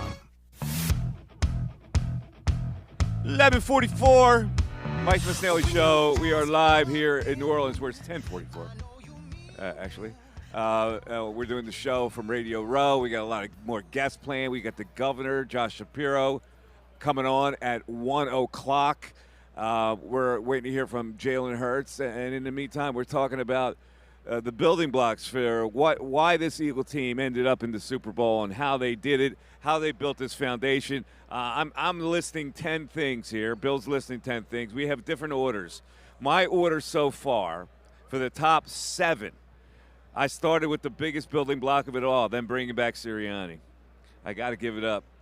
I can't deny it anymore. Whether it's luck or not, we have to bring it up. So Nick Sirianni, and then Saquon Barkley, and then Zach Bond, and then Vic Fangio, and then the 2024 NFL Draft with Q and DeGene, and then Cam Jurgens, and then the bye, and then I'm going to go 8, Howie. In what respect? And Howie's respecting that he's the one who selected those guys. He's, I got it.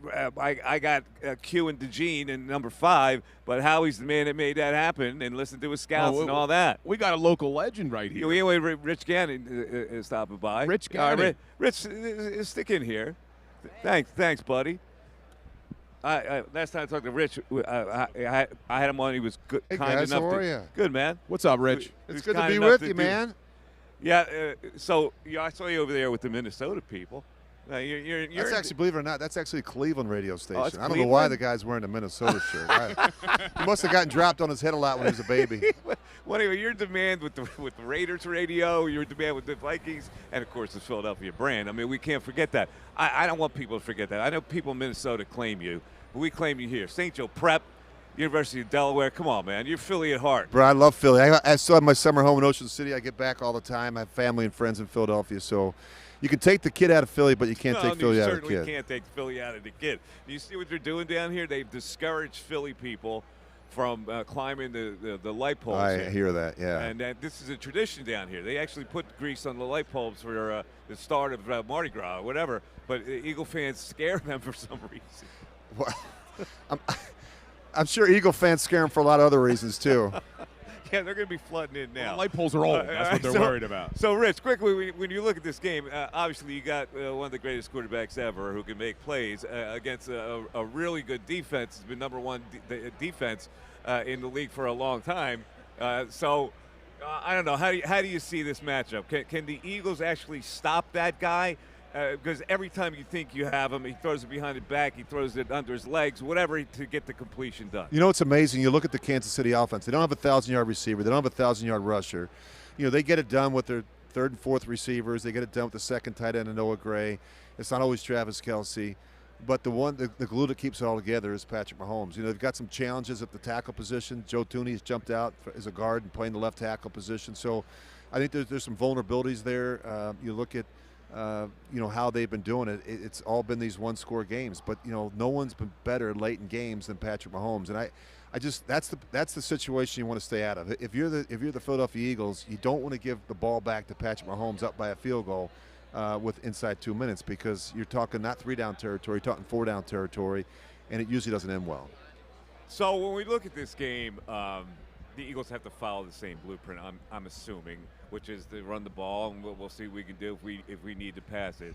Are you shocked that this style came back this year to be a dominant style where they got that team in the Super Bowl? I think most people who watch football a lot and are NFL analysts like myself, when you combine one of the best running backs in the game with the best offensive line in the game, some fireworks are going to happen. And I think what's been most impressive to me with Saquon, 1,245 of his rushing yards have come in the second half. And this is the big, nasty, physical offensive line. I think it's the best offensive line in football. So I think it's a marriage made in heaven. And when you come to a Super Bowl, the worst thing you can do is get away from what you do well. And the Eagles run the ball well, and includes Jalen Hurts. And I think we're going to see a lot of that on Sunday night. So what's Spagnuolo doing here?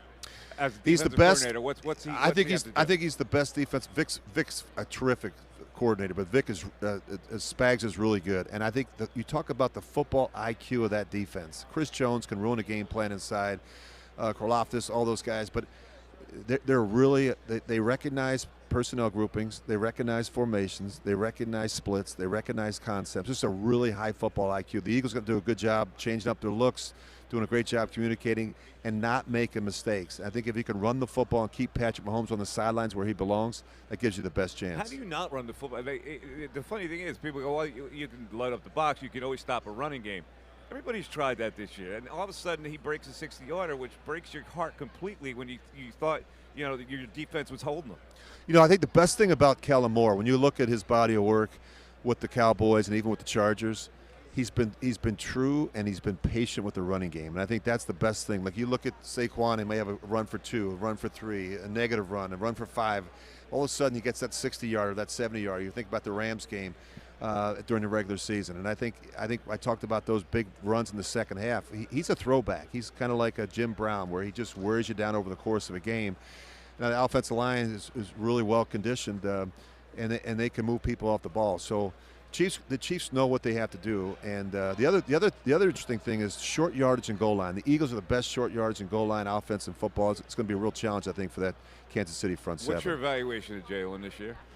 You know what? I think there's been some real positives. I think he's a guy that plays a little bit of a chip on his shoulder. I think there's been a lot of conversation, and I've been part of it, to say, hey, if you can get him in 3rd and 6+ situations, you force him to throw the ball, and you can stop the run and find out a little bit about him. I think that's I think a lot of people want to still have those concerns a little bit. You've got great players around him. I love the tight end Dallas Goedert. I think you look at A.J. Brown and Devontae, they've got some guys that can stretch the field.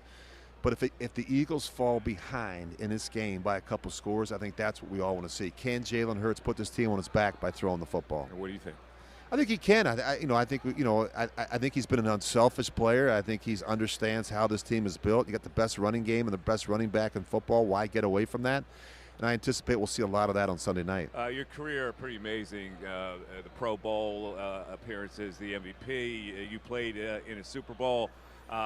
Take me through that process of the anticipation of a quarterback going into the Super Bowl. You have to have everything buttoned down, and you have all these distractions. What's that 2-week period like? I would say this. The benefit for both of these quarterbacks is they've been there and done it.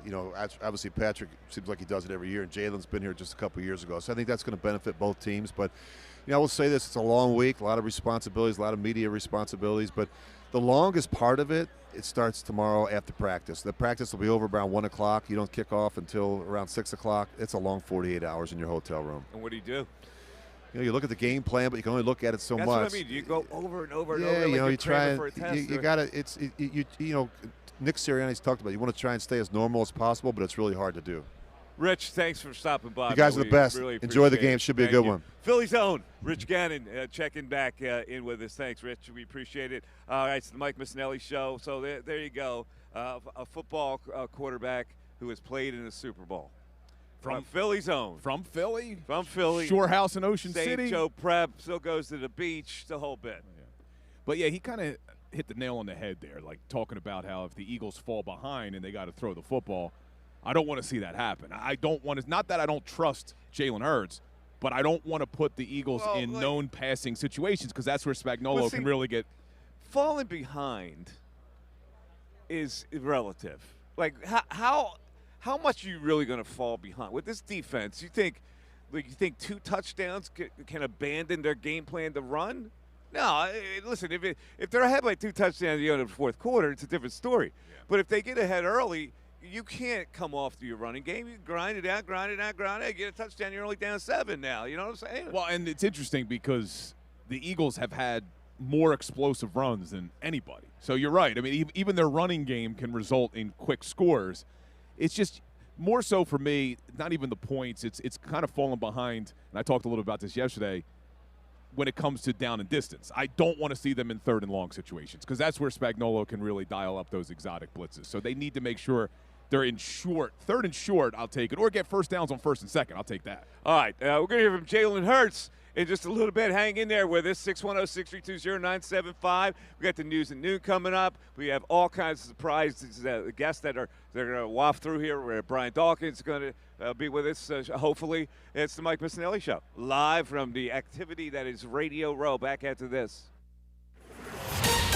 Fanatic Sports Update. Gannon thinks Hurts can do it. I'm Ray Dunn. This update is brought to you by Corona. Join 97.5 The Fanatic this Sunday at Patty Wax on South Street starting at 2 p.m. for the big game pregame show and watch party with Andrew and Connor. Enjoy $5 Coronas, $5 Modelo drafts, and exclusive prizes. Don't miss out. Details at 975thefanatic.com. Please drink responsibly. You just heard Rich Gannon with the guys hanging out down there on Radio Row in New Orleans. Rich Gannon got into a lot of things about this Eagles team, the matchup with the Chiefs, and whether or not Jalen Hurts can carry this group. Can Jalen Hurts put this team on his back by throwing the football? What do you think? I think he can. I think he's been an unselfish player. I think he understands how this team is built. You got the best running game and the best running back in football. Why get away from that? And I anticipate we'll see a lot of that on Sunday night.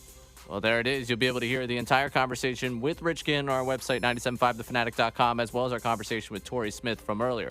Looking at the Birds injury report from yesterday, Jalen Carter, Kenny Gainwell, Brandon Graham, and Devontae Smith all limited in practice. We're going to continue to get you some great guests coming up from Radio Row. Stay tuned right here at the Mike Missanelli Show. Elsewhere in Philadelphia sports, Sixers lost to the Heat last night. They also traded away Reggie Jackson this morning to the Wizards. Got 4 seconds and Jared Butler in exchange for Jackson and a first-round pick. Flyers host the Capitals tonight at 7. You can listen to it here on The Fanatic. This update is brought to you by Rapid Radios. Rapid Radios instant push-to-talk walkie-talkies offering national LTE coverage for limited time. Go to rapidradios.com now for 60% off and free UPS shipping. Add code radio and get an extra 5% off. I'm Ray Dunn on the home of the 76ers and Flyers, 97.5 The Fanatic. Ricky Batalico. You know as well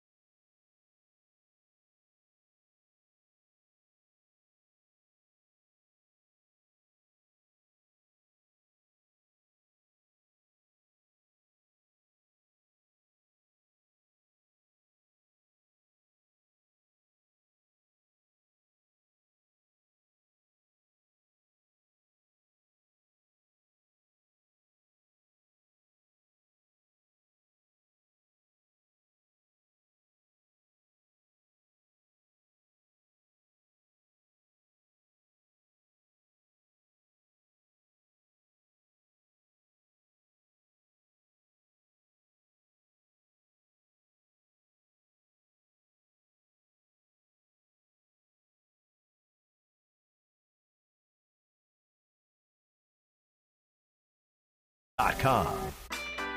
I've been working my whole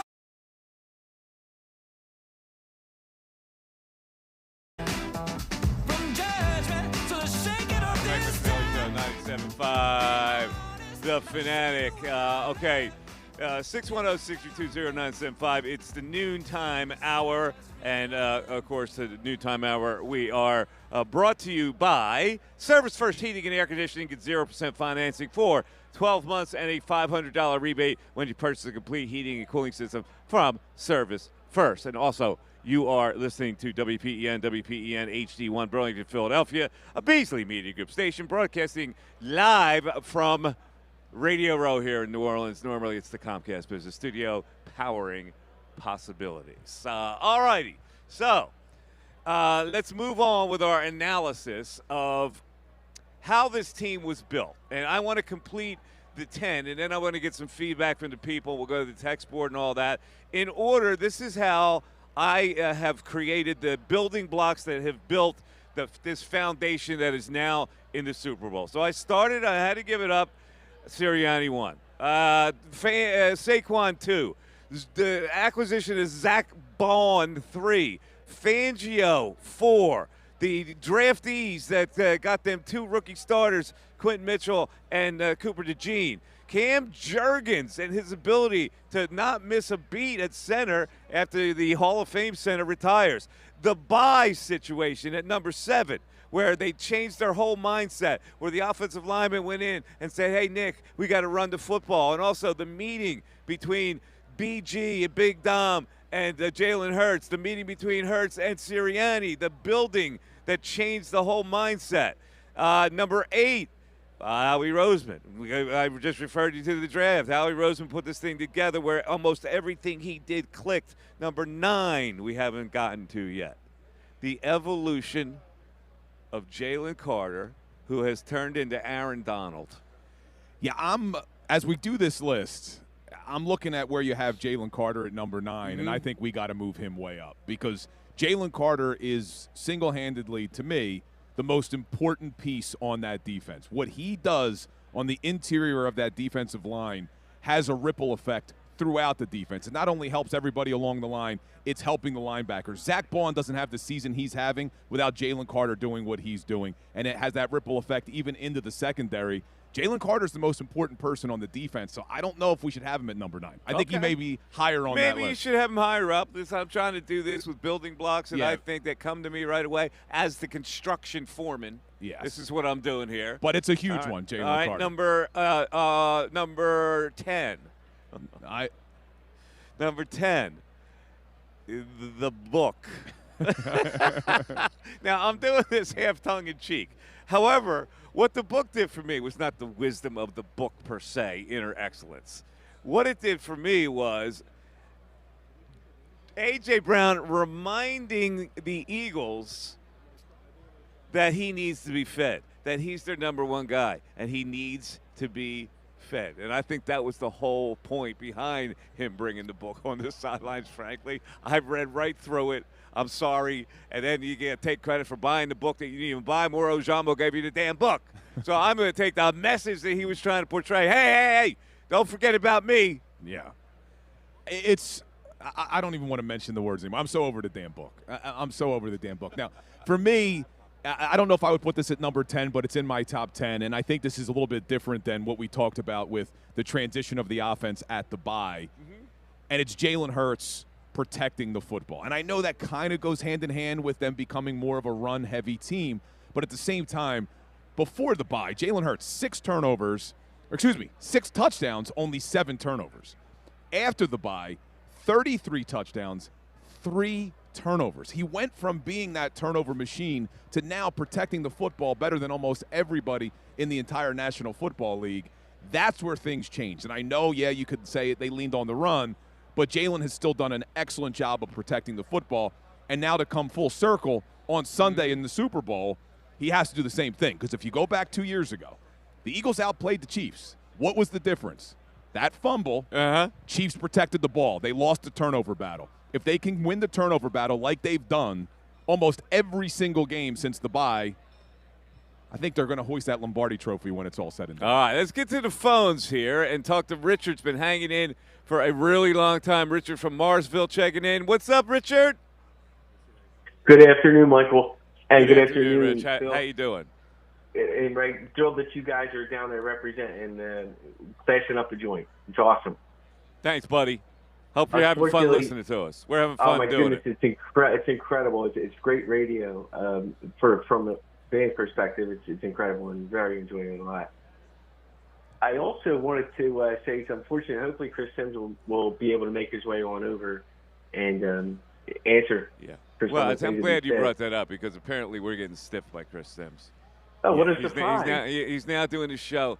He you know, we had him, and then he started thinking about it, and you know, apparently, Bill? What did you hear? He went on with who? So I think what Chris Sims did is he looked at all the Philly media and thought, what's going to be the easiest interview? And he went on with Johnny Clark. And nothing against John Clark, but John's not going to. He's not going to grill him. John sunshined him. Yeah. Sunshined him a little bit. So you know, we had to ask him about what he said about the Rams, and he's ducking us now. So we'll see. We're going to still try, but go ahead, Rich.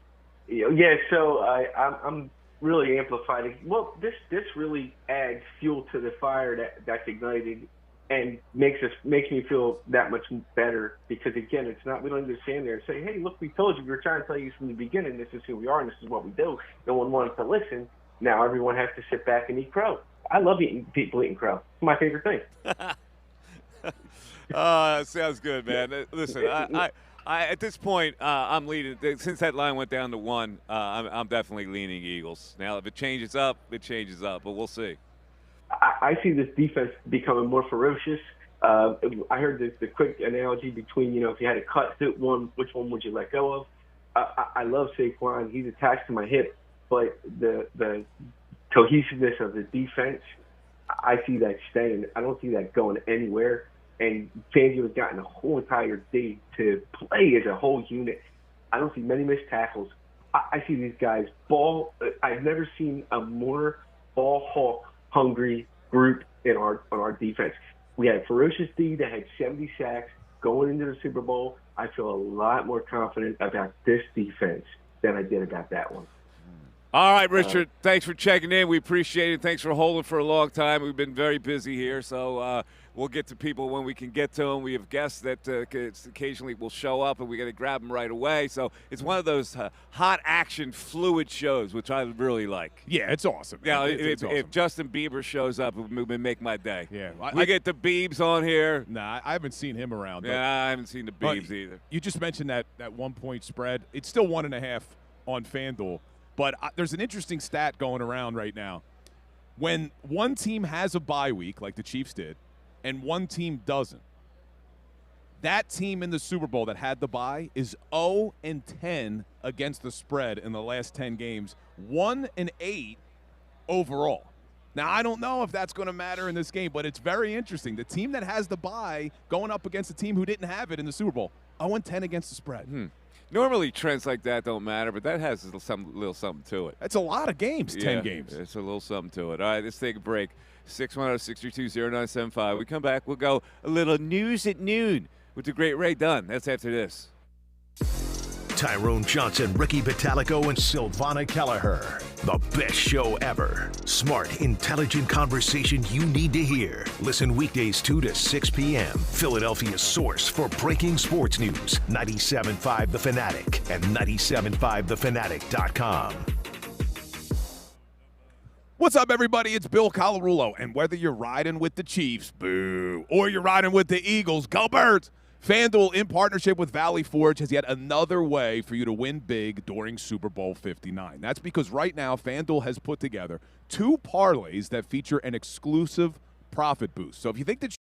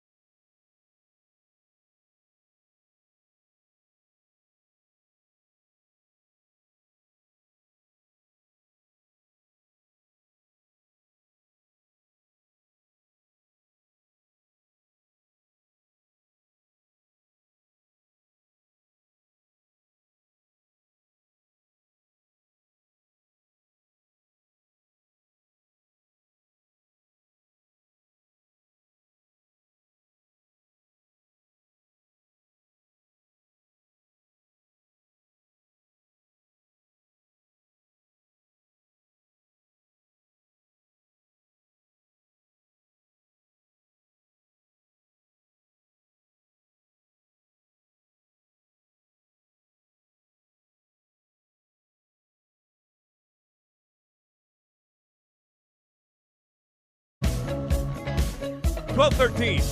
It is the Mike Missanelli Show. We are live from Radio Row in the Convention Center in New Orleans, Louisiana, site of Super Bowl number 59, Eagles and Chiefs. As we inch closer to the game, we've been doing a lot of analysis. We've been trying to figure out how this thing was built foundation-wise, brick by brick, cinder block by cinder block, and we'll get back to that. Plus, we have the governor, Josh Shapiro, coming on at 1 o'clock.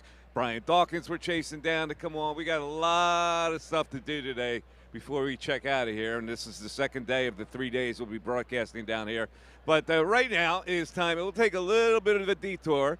Yesterday we didn't do news at noon, but today we're going right back to it with our man Ray Dunn with the news at noon. There's a whole lot going on in this world. It's time to catch up. Here's the news at noon. 97.5 The Fanatic and 97.5thefanatic.com.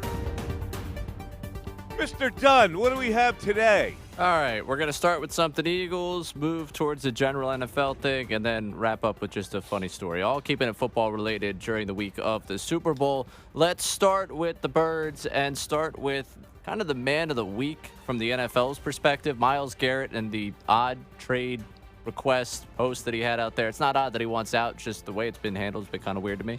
But Myles Garrett on the market, and Howie Roseman on opening night, they tried to get him. They tried so hard to get him to talk about it, but Howie wasn't biting. Howie, what are your thoughts on Myles Garrett as a player? I'm not going to talk about anyone else under contract with any team. Nice try, though. Nice try, though. What, you get the tampering charge for that? Is that what happened? Oh, yeah, you're not allowed to talk about a player on another team. Well, why would anybody ask that? Because they were trying to trick him. Howie's too smart for it. He is too smart for it. All right, what's next? All right, let's keep it with Myles Garrett. He was on with Zach Gelb on the Zach Gelb Show, which, looking out for a Temple crowd here. But also I know Zach very well. Zach's done a nice job for himself. He has, and he asked about specifically Myles Garrett coming to Philadelphia when talking with Myles Garrett. What's the one team that you got the most? Hey, come join my team. Oh, man. The Eagles have been out in full force. You could see yourself eating some cheesesteaks and winning a championship in the city of brotherly love. No, I'm not going to stay too attached to any one team at this point, but it would be a hell of a destination.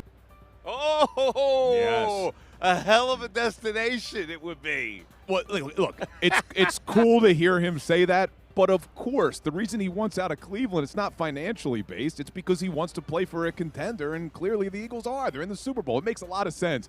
Philadelphia makes a ton of sense for Myles Garrett. I don't think there's any question that Howie would pursue that. Oh, man. I don't think there's any question about it. What would you give up for him? You're probably going to have to give up a couple number ones because your number one pick this year is 31 or 32. Would you give up 2 number ones for him right now? In a heartbeat. Of course you would. I would drive to Cleveland and pick him up myself. Probably have to add somebody. You add Moro Ojomo. Nah, I don't think you. They're going to need someone better than Morrow. What, 2 number 1 picks? 2 number 1s. Hey, maybe you can get them to take Bryce Huff off your hands. I doubt it. Yeah, that's not going to happen. But I would give up 2 number 1s. And how we could figure out the contract. He's a magician when it comes to the cap. But could you imagine Myles Garrett on the same defensive line as Jalen Carter? Yeah, I think Myles Garrett likes a little bit of Philly, too. Myles Garrett, when they were in to play that preseason practice thing, he went to – I saw him at the Union game last year. Right? Oh, really? When what's his name came in? When Messi came in. He was at the Union games. Now, right in front of me. And I know he's got a lot of mutual respect for Jordan Mailata, Lane Johnson. They all seem to like each other. Oh, I'd love Myles Garrett in Philly, man. All right. What else, Ray? All right. This one's just to upset Mike.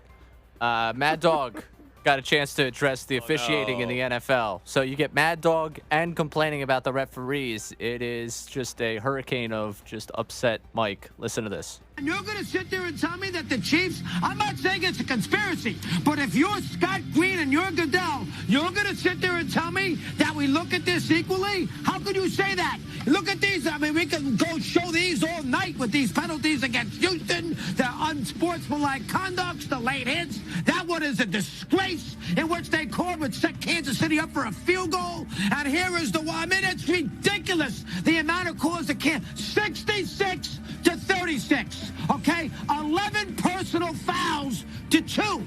11 defensive penalties in the secondary to 1. And you're going to sit there as Scott Green and Goodell and tell me, well, it's got nothing to do with Jordan got calls. LeBron gets calls. Gretzky got calls. Barry Bonds got strike zone calls. Randy Johnson got the benefit of the doubt. Greg Maddox got the winner. All great players and teams get breaks. And for Green and for Goodell to sit there and not acknowledge that is a complete, utter disgrace. We're not stupid. Mikey! You gonna tell me they look at this thing, Willie? Scott Green and Goodell? Oh, man. He It's went a off. disgrace. He went off. You're being very loud. People are looking over here like, wait, did Mad Dog just walk in? Whatever happened in Houston? Houston set People, up Kansas City for that field goal. it is funny seeing people's head turns thinking that Mad Dog's sitting over here. Just Mikey Miss's great impression. It's spot on, man. Is he down there? I know Stephen A. is down there. You think Mad Dog made the trip? Stephen A. just walked by, We're actually. trying to get Stephen A. Yeah. We're trying to get Stephen A. to sit in for a little bit, but we can't get Mad. We don't need Mad Dog. We got Mike. He does Mad Dog better than Mad Dog does. So what happened in Houston? All right, last one for you. Joe Hayden went on the Glory Days podcast, which is a podcast Manziel's doing, talk a lot about college careers with people, and told the story of Tim Tebow and what it was like being Tim Tebow's teammate in college. And it's just hilarious to hear what it was like walking around campus with Tim Tebow at the height of his power. Tim Tebow, back in the day, had genuine people crying, girls from our school just bawling out their eyes, crying. The one thing with Tebow was it was so authentic. He practiced what he preached. He doesn't drink, he didn't smoke, he didn't curse. And he worked hard. My dad was a professional bodybuilder, so when I was in high school, I trained very, very hard. But Tim Tebow, he might have been pushed a little harder than me. I would go to the point of almost blacking out. He would be red, he'd be pushing, he'd be so strong, and he would love it. He's pushing his weight, he's dead serious. He don't drink, he don't smoke, he don't curse. I'm out with him. Girls are falling at him. He's not paying them any mind. I'm like, this dude is legit. There's no way that you can't listen to him or follow him because he's practicing what he's preaching and he's going hard and he's balling. Are you actually complimenting that overweighted Tim Tebow? And the crap about God? I can't. The people's faces turning around here at Radio Row is cracking me up, man. But yeah, look, Tebow, man, practiced what he preached. Let's take a break. We're on the hunt for Stephen A. Smith. I wonder if she remembers he did a show with me for a couple of years. The Mike Missanelli Show continues on 97.5 The Fanatic. Fanatic Sports Update. Gannon on the birds. I'm Ray Dunn with this Fanatic Sports Update that is brought to you by Corona. Join 90.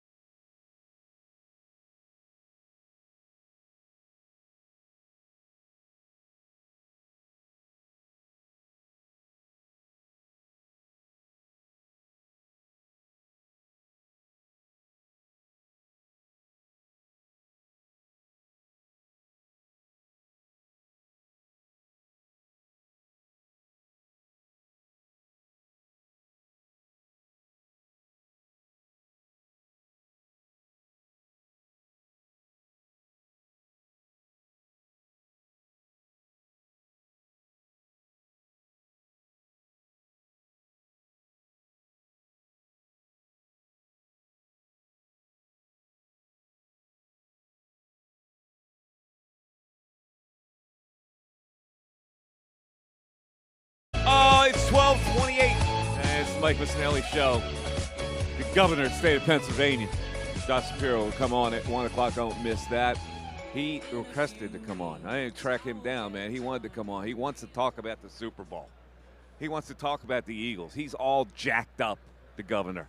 He's a big Birds fan, man. He certainly is. No state business will get done on Sunday, I'm predicting. Well, the only state business I'm hoping happens on Sunday is going to be Sunday night when they're planning the parade. That'll be nice. Well, maybe Josh will come down for the parade. So here's the deal, Bill. I got to say this, Bill. You're a very boring man. Jen and I were talking about it, and we're noshing on chicken wings here. It's the house of the wingman. Yeah, they're giving out wings because it's in conjunction with Bounty paper towels, because you have to have a Bounty paper towel, and you get the wing in the sauce. Sometimes you got to clean yourself up a little bit, right? Yeah. You have no desire to even have one wing. Like, it's not even fatty. It's like a wing off the bone, and it's not, it's not a boneless wing. It's a cooked wing, and you bring out a kind bar. Like, here's the thing. And you're always worried about you got to push-up workout in your damn. I did do a body weight exercise last night. Exercise in your room. It's like but let me explain something to you, man. Now you got like 74 kids. All right, I do. It's over. It's over for you. You're now a domesticate. I know. What's the point of hanging on to this Bill pump thing? I don't know. I mean, look, I'm nowhere near what I used to be, but the reason that I'm nowhere near where I used to be. Well, I eat, like Jen will tell you, I ate last night. We went out to dinner, had a great dinner at, what was it, GW Fins? Is that what it was called? You had fish. I did, but I also had dessert. They had those biscuits coming around. They got like these biscuits. I had like 6 of those. I will eat. Here's my thing right now. These wings, I'm sure they're okay. But what I want to do is I'm keeping my routine. I have my kind bar during the show, and then after the show, I'm going to find some place on Google that has great reviews that New Orleans is known for, and I'm going to go and I'm going to eat that. I don't want to waste it on some slightly cold wings that they're giving out through Bounty. I'm not going to do it. One wing, like just a nosh on it. You won't even know. Like, you're a boring man. You're a very boring, like stereotypical meathead man. I'm not a meathead anymore. I used to be. I used to be a meathead. Are. It's like the fuss that you go over for food. Like, you can't eat this, you can't eat that. It's like it's over for you. You got 47 kids. It's done. That may be true, but you know what else is true? This shirt is a large, all right? Because I'm still getting killed for the shirt. It's a large. It is a large. You should be in an extra large. I'm not an extra large. Yes, you are an extra large. I'm a large. I would be swimming in an XL, dude. Swimming. And I'm a large. No way. You're a medium. This is an L. This is an L shirt. It's an L shirt. I don't believe it. I don't believe it. And I'm it. down to 170 pounds. I'm still wearing a large shirt because I got good breasts, to be honest with you. And so I actually said that when we first started working together. You know what? Mike's got a nice breast. And so, like, you're definitely not an L. All right? Mr. Pump It Up. All right, let's go back to the phones. I had to get that off my chest. Your nice chest, by the way. I got off my breast. Jordan in Jersey. Jordan, you're on 97.5 The Fanatic. What's up, Jordan? What's up, man? What's up, Jordan? How you doing, man? Yo, shout out to y'all for being down at the bowl. Please represent for Philly. Have all the beignets, Bill. You got to get some beignets. No, he won't touch a beignet. This guy, powdered sugar on top of fried dough, like, he's out. No, I'm going to get one. You got to get some coffee too, man.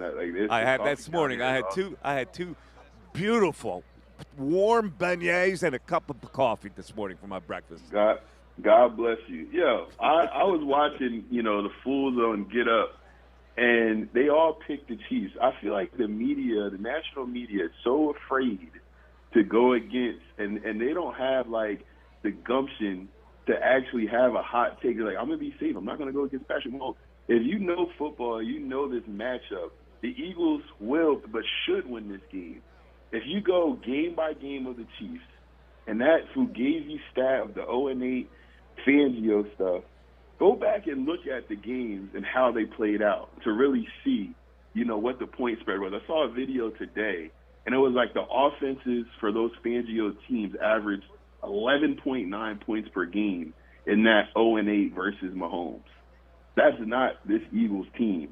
You know what I mean? And I have Jalen over 275 for passing and rushing combined, Saquon over 180 all-purpose, AJ 7 catches, Devontae 6, Dallas 3, Dotson for 2. And get ready for this, Mike. I got a trick play, either a offensive lineman, Jordan Mailata, or one of those linebacker fullback packages they do for a touchdown. Hey, listen, man. Good luck to you with those. Good luck to you. I'm a straight man. I don't like to obsess over these little things for these prop bets. So I bet straight. That last one isn't even. That's not even my pick. I'm just saying my prediction. You know what I'm saying? Oh, it's your prediction. Yeah, we're going to talk about these prop bets tomorrow and what you can do, the crazy ones, but also the ones that can actually hit. And you put a lot that can hit. That Saquon bet is a pretty good bet. Hey, Mike, I'm gonna send you a Venmo. Bring me back a souvenir, brother. I'm gonna email you. I need a Eagles Super Bowl souvenir. I'm gonna send you some cash. All right. All right, I'll try to do that for you, bro. All right, Jordan, you got it. All right, man. There we go. That's Jordan. Yeah, Check it it's a good point by Jordan. We talked a little bit about it yesterday, that even though Fangio was 0-8 in his career against Mahomes, you do have to look at what the offenses did on those teams that Fangio was a part of, because they did not perform very well in those games. Oh, we are informed that they brought the Primo Hoagies back there in Bala Cynwyd Studios. So good. There's like 3 people in the studio. The Primos today they bring in? Ray's having a field. I mean, there's people in the back that got to eat too, you know. We got business people that got to eat. This is something that Bill – this is an example of why Bill is he doesn't understand. Oh, here comes Donovan. Look at this. Oh, we got Donovan coming over here? Donovan McNabb. Oh. Grab him. Number 5 will always love you? Yeah, Donovan. Now, he may be a part Number of 5 will always love you. Donovan. What's up, McNabb. man? You got time for us? What's going on, man? All right, come on back. All right, here we go. Donovan McNabb's coming on back. I would say crazy. no. This is craziness. So anyway, you wouldn't eat the Primo Hoagie. Because the muffaletta is like the Italian hoagie down here. I get Primo at in home. New Orleans. But here's what Bill says to me. He goes, "What's in the muffaletta?" I go, "It's an Italian hoagie. It's on a round loaf of bread. They take out the kind of the insides of the bread and they stuff it with the meat. What kind of meat? Prosciutto, mortadella, capicola, gabagool, and provolone." And he goes, "I don't like ham."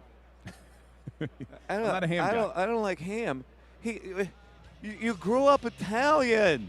No, I like some ham. Like prosciutto I can do. But I'm not a fan of gabagool and all that. Not my thing. I'd rather go with a nice turkey and cheese. My go-to at Primo is the turkey Diablo. Listen, the turkey Diablo is Turkey good. Diablo is a great sandwich. But you're an insult to Italians. What the Listen, when we get back, we'll go to the Olive Garden, you and me. You exasperate me. 610-632-0975. Mike Missanelli Show. Hopefully we get Dawkins. Hopefully we get McNabb. We get the governor coming up. Trying to get Stephen A. Smith. Don't go anywhere. This is a crazy show today. We're back after this. The Philadelphia 76ers. Sixers win. Play that song. The Philadelphia Flyers. Rebounded front, backhand shot, they score! The games are here. Philadelphia's source for breaking sports news. 97.5 The Fanatic and 97.5 The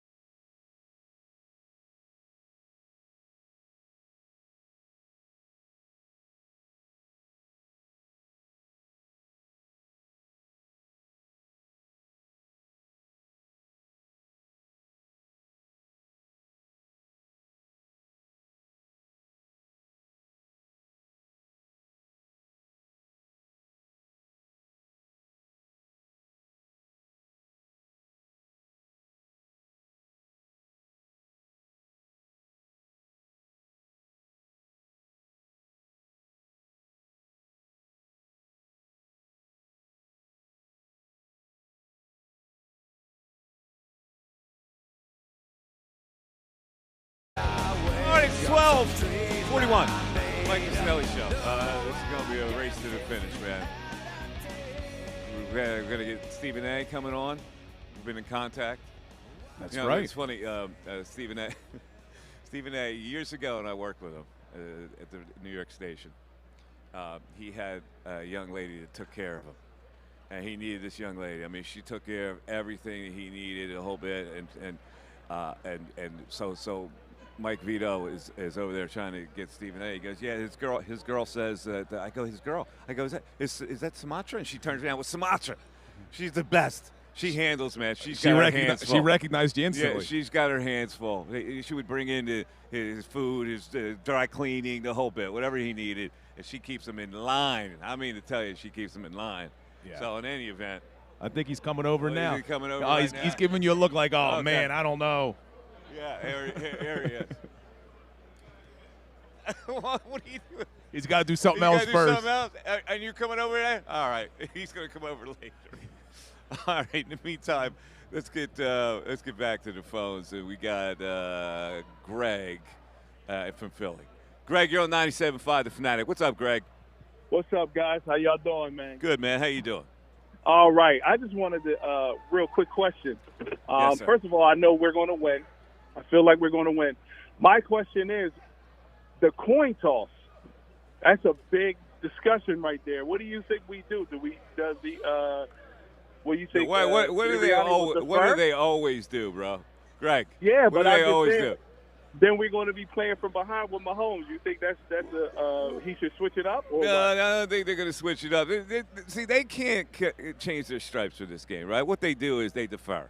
They want the ball in the second half.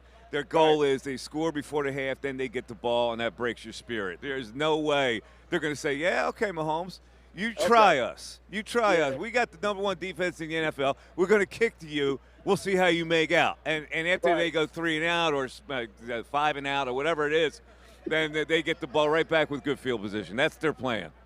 Good. I'm glad to hear it, man. Thank y'all. Have a good one. All right, man. Yeah. You got it, Greg. Yeah, I love they're the not 2 gonna, for no. And I love the change 2 it for now, 1. right? Yeah, no, and I love the 2 for 1. And the Chiefs, if they win the toss, they're going to try to do the same thing. It makes too much sense not to do it. And, yeah, you don't put the ball in Mahomes' hands to start. No. They will defer every opportunity they get. The Eagles will defer. That's just what they do. All right, let's go back to the text board. We get texts on Saquon and Fangio. Ray, what are they saying? All right. We got unnamed text here saying, sorry, Mike, you're wrong about Fangio being 4. Coming off of last season where your defense was by far your greatest weakness, you need a strong pick for defensive coordinator. Yes, his 1-year stint in Miami didn't work great, but you're talking about a man who has 38 years of experience and has presided over multiple top 10 defenses. He was a proven commodity, and to be honest, Howie and Jeffrey have been wanting to get him for years. No one could have imagined this young group to be the #1 defense in the NFL and possibly one of Philadelphia's greatest of all time. We all knew it would be an improvement over what we had to watch last year, and with all the talent on this roster, that gave us a shot. Okay. Yeah. Listen, I don't know. Fangio came here. We didn't know what we knew of his reputation. We didn't know what he was at that particular point, and they struggled early. I mean, let's face it. They couldn't get it together early. Really, we didn't know what they were. Yeah, I mean, I remember before the bye thinking same thing all over again. That's Todd Heap, former tight end for the Ravens, walking by. Oh, I thought that was Trent Dilfer. No, Todd Heap, who played with Dilfer, I believe. Yeah, he did play with But we didn't know what it was going to be. But you got to also look at it to that texter's point about Fangio. They have been running the Fangio scheme for years, and they finally got the band. No longer was it the cover band. They got the guy. They got the Fangio who invented the whole scheme that they love to do, because the entire Eagles franchise is based off of 2 things: limiting explosive plays on defense, creating explosive plays on offense. They love that, and that is even before Sirianni. That's Laurie and Roseman's mentality. They wanted a guy like Fangio who does exactly that, limits the explosive plays. That was such a huge hire, man. And they thought they were getting him 2 years ago. When Gannon pulls the bait and switch, Fangio was already in the building. Gannon says, I'm coming back. So now Fangio goes down to Miami, set the team back a year. So that was such a huge hire. It's got to be in the top 5. You have it in the top 5. I just think I would put it in the top 2 or 3. All right.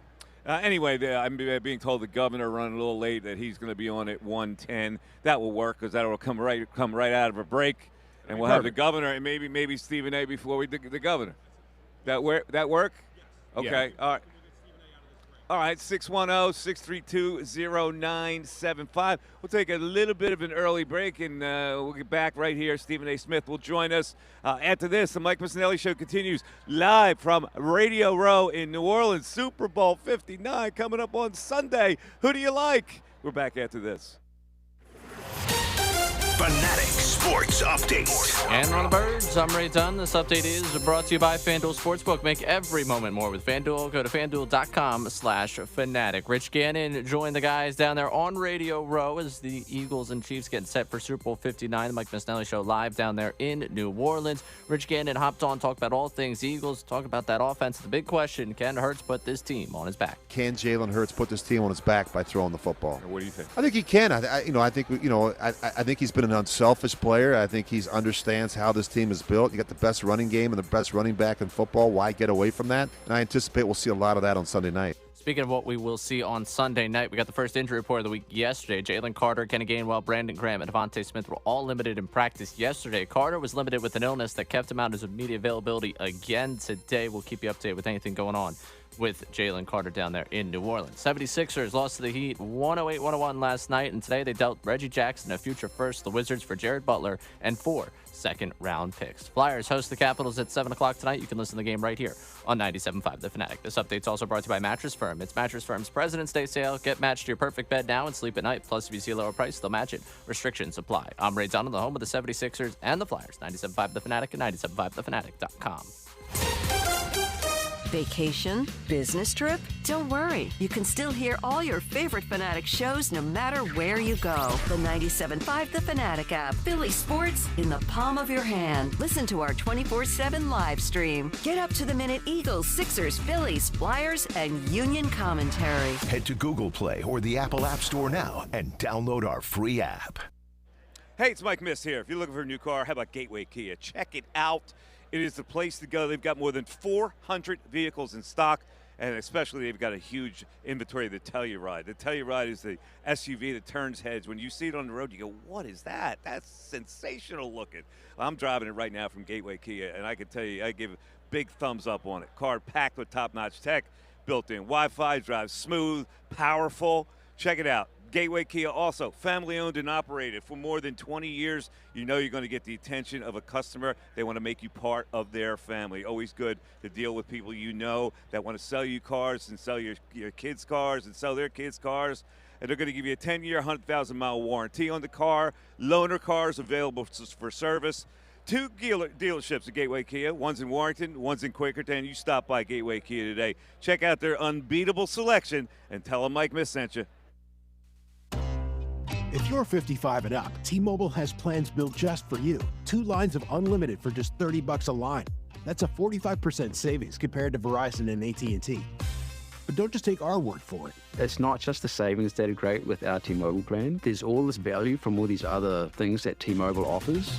T-Mobile has been such a savings for us. We love it. Switch today and get 2 free 5G phones like the Motorola Edge with Turbo Power charging that gives you power for the day in just 15 minutes. And customers 55 and up can get 2 lines of talk, text, and data for only $30 a line. Go to T-Mobile.com/choice55 to learn more.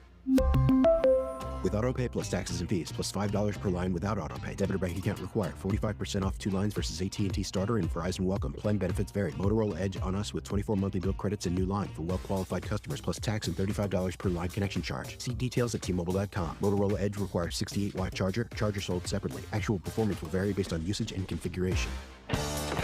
Still getting around to that fix on your car? You got this. On eBay, you'll find millions of parts guaranteed to fit. Doesn't matter if it's a major engine repair or your first time swapping your windshield wipers. eBay has that part you need, ready to click perfectly into place for changes big and small. Loud or quiet, find all the parts you need at prices you'll love. Guaranteed to fit every time. But you already know that. eBay. Things people love. Eligible items only. Exclusions apply. Ricky Bo here. Are you on the fence about a fencing project? Don't be. My friends at Superior Fence and Rail are your experts in all things fencing. With over 5,000 five-star reviews and a stellar 94% satisfactory rating, they are the highest-rated fence company in the Northeast. When it comes to your home, don't settle. Dial 267-651-7771. When you're on the fence about a fence, SuperiorFenceandRail.com. This is Jordan Lundy of Lundy Law. We hope you're never injured on the job, but if you should suffer an injury, we'll get you the maximum compensation you deserve. Remember our name, Lundy Law. Your injury lawyers. Call 1-800-LUNDY-LAW or visit LundyLaw.com. Old Man Winter brings critters indoors. They want food, they want water, they want warmth. From mice to cockroaches to beetles, they're gathering, they're laying eggs and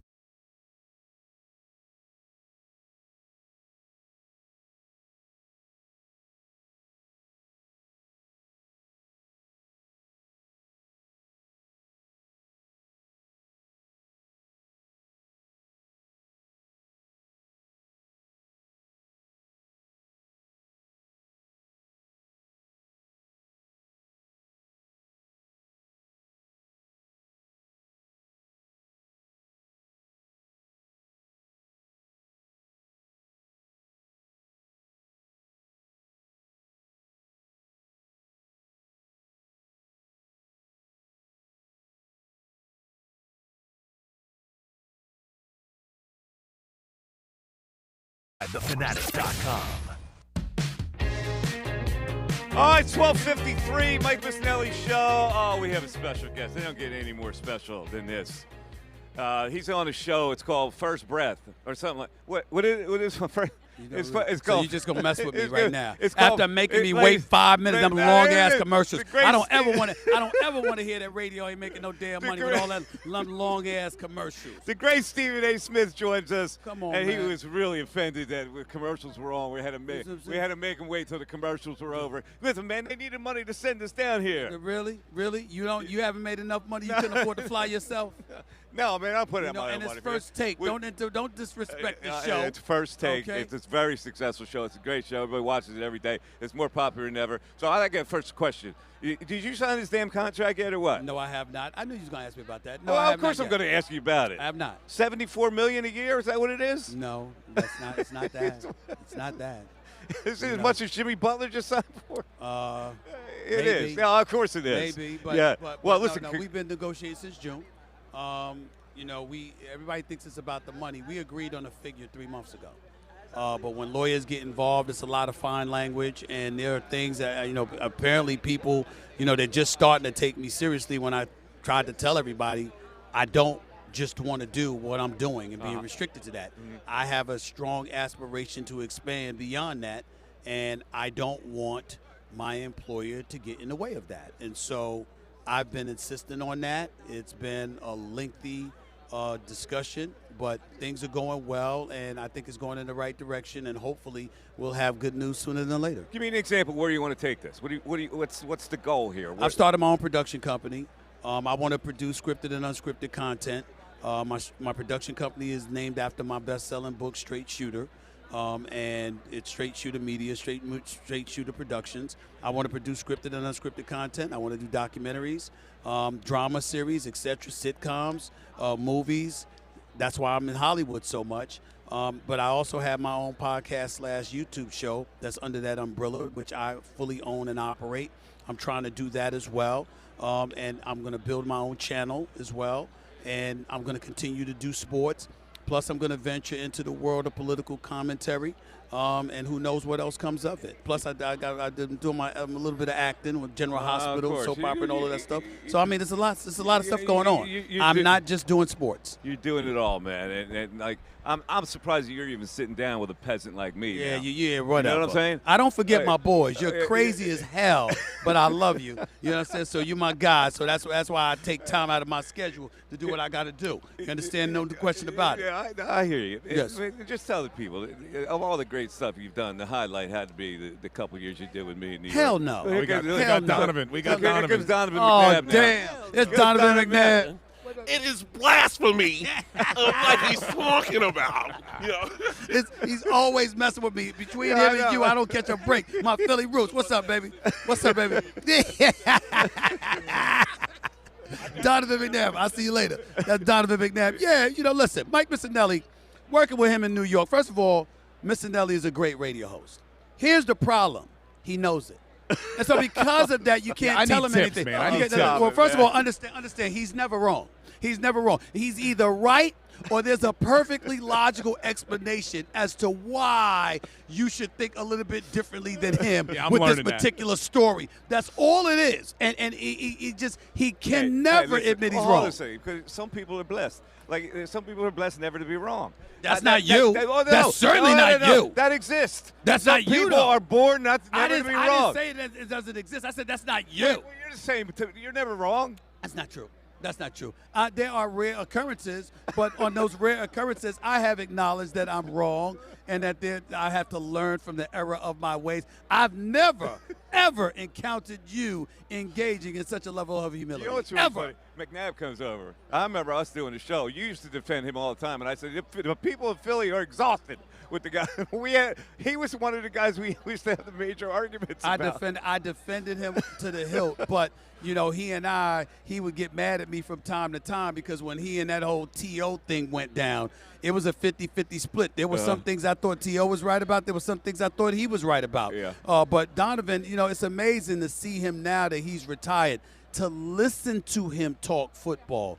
The brother's brilliant. And a lot of these quarterbacks, obviously, they know football better than most. But he really has it, and he knows what he's talking about. I just wish that he was a bit more outspoken when he played because I think you'd clamor to hear his voice even more that he's not. All right, man, listen, you're being pulled in 100 different directions. I know but I stopped to sit down with you. Hey, listen, I appreciate it. Sixers stink. I love you with all my heart, Sixers stink. They're not going to do anything this year until Embiid gets healthy. That's number one. Number two, the Eagles got a chance to win this damn Super Bowl. Oh, you like them? They got a chance. Saquon's got to get off. They can't get neutralized in their running game. Saquon Barkley is too important. Kansas City hasn't allowed a 100-yard rush in the last 18 games, but Saquon is that dude. And with that massive offensive line, they averaging like 6'6", like 328 pounds, something like that. You should be able to plug holes to Saquon Barkley. Right. If you can't do that, your ass is going home with a loss. All right, man, again. Listen, when you start that production company, can I carry around some gaffer's tape for you or I've something? started it for a year, and I wouldn't hire you. I wouldn't. I love you, but I wouldn't hire you. I mean, because you wouldn't listen. You wouldn't obey orders. You would try to be the boss, and then I'd have to fire you anyway. So why even try? So wrong. I'm such a sweetheart of a man. I'd always have your back. I'd look out for you. If you were broke on the streets, I'd get you off the streets. I'd look out for you, but I wouldn't hire your ass because you wouldn't listen to the boss. Thanks, man. Now I'm depressed. Stephen A. Smith, man, the great Stephen. Thanks, buddy. I appreciate it. Thanks, man. Take care. There he is, ladies and gentlemen. 610-632. And my girl Sumatra, the best right here, Sumatra. She's fabulous.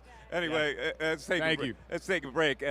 First of all, we take a break? No, we did not. All right, we're not going to take a break. We're going right through. You're listening to WPEN and WPEN HD1, a Beasley Media Group station. We're broadcasting today from Radio Row in New Orleans, and this has been a fun day, man. Oh, come on. This has been a crazy day. All the people that are floating around here today, that is what I call live action radio, Bill. You see what I'm talking about? It has been phenomenal. And to have Stephen A. giving it back to you a little bit. I agree with him. You don't think you're ever wrong.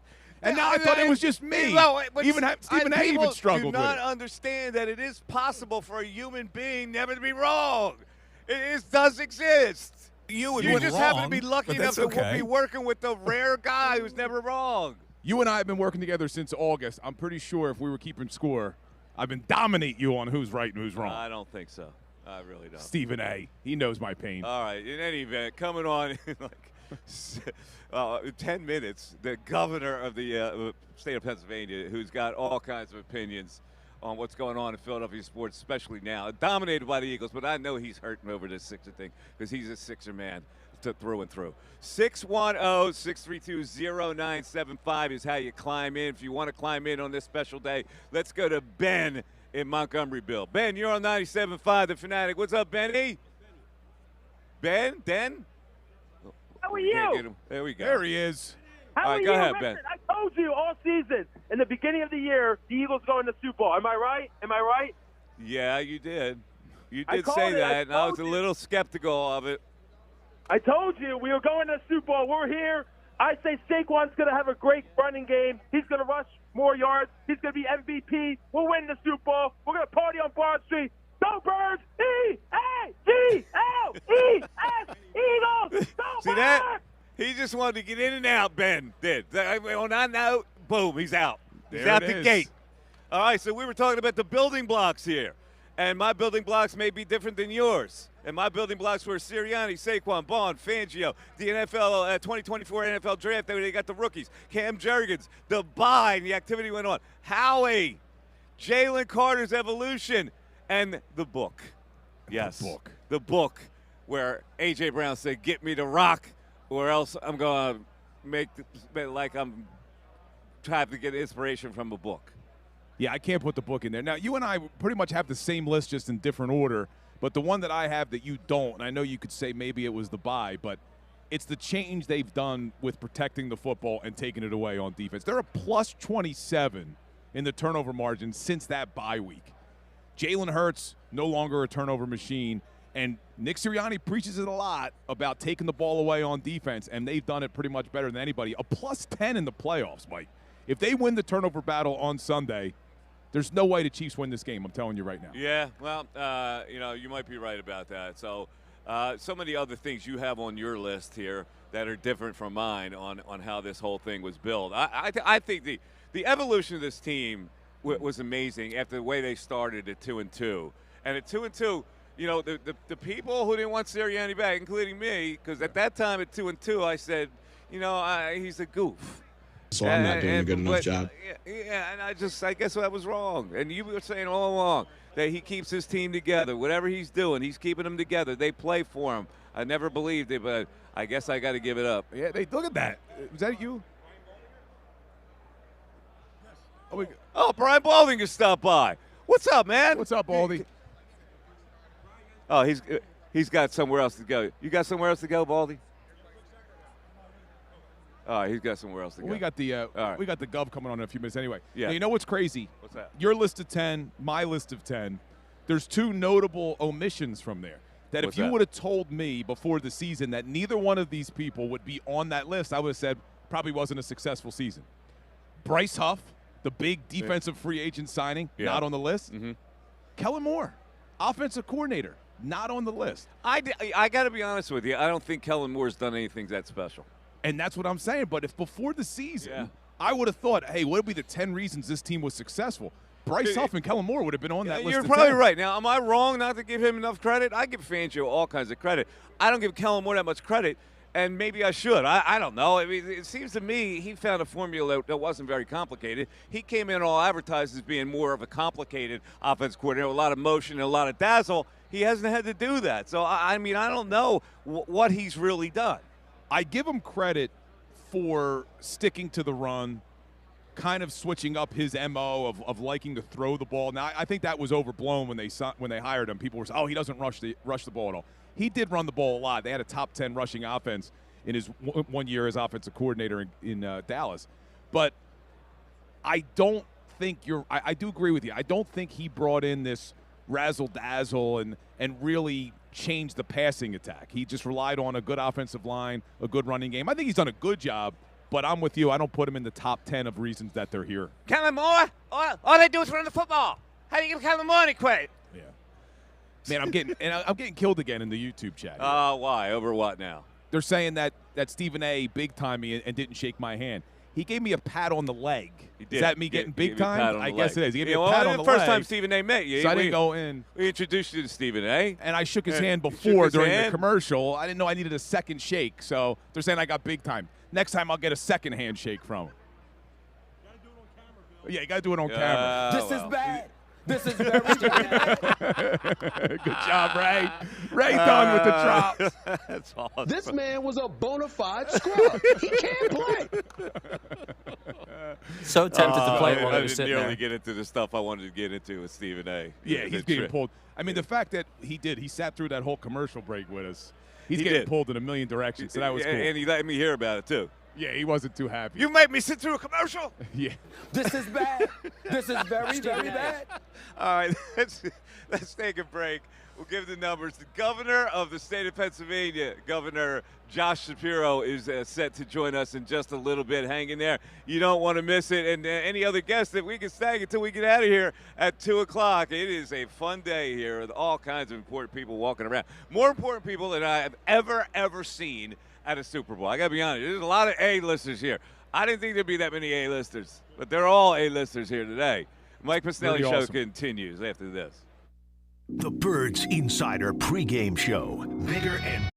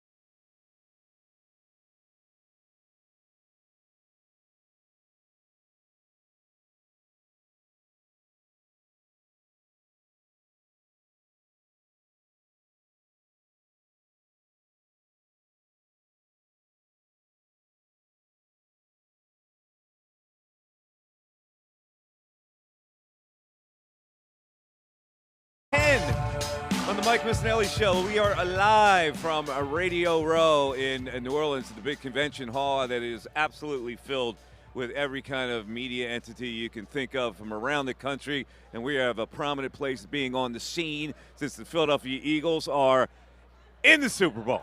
You know, people coming by, they see the Philly logo, they go, whoa, these guys must be really important covering this team in the Super Bowl. Yeah, I think that's exactly what they're saying. In any event, it gets no more important than our next guest, ladies and gentlemen. He is a sporto from the word go. He is now engaged in another championship situation. The Eagles play for the Super Bowl title on this Sunday at 6:30. Also a very big Sixer fan, and we'll have to touch on that a little bit. But here he is, the great governor of the Commonwealth of Pennsylvania, Mr. Josh Shapiro. Hello, Governor. How are you? Yo, Mikey Miss. How you doing? It's Josh from Juniata, man. The alter ego, Josh from Juniata. So, Josh from Juniata, this is an exciting time for all of us who follow the Eagles, but, you know, a lifetime fan like yourself. They're playing for the Super Bowl. Can you believe this, Gov? It's unbelievable. And, you know, I keep having to tell my kids, they don't realize how good they've got it, right? 3 Super Bowls in, what's it been, 6, 7 years? We lived through the lean years, Mike, and it just makes us hungrier than ever. I know the birds are locked in. I'm locked in. I'm focused, and I'm feeling really good about Sunday. You know, you're absolutely right, but there was a story, Fed. I think the Inquirer did a story on the youth of today grow up like this is old hat, you know? I know. Every year, like, these teams are good here. And we certainly have suffered royally over the years. Suffered, but you know what? I'm happy for our kids. I'm happy for this generation. And let me tell you, this team is built so well. I mean, they're locked in. They're strong at every position. Best offensive line in the NFL, which is going to be critical. I think you win big games with good offensive and defensive lines.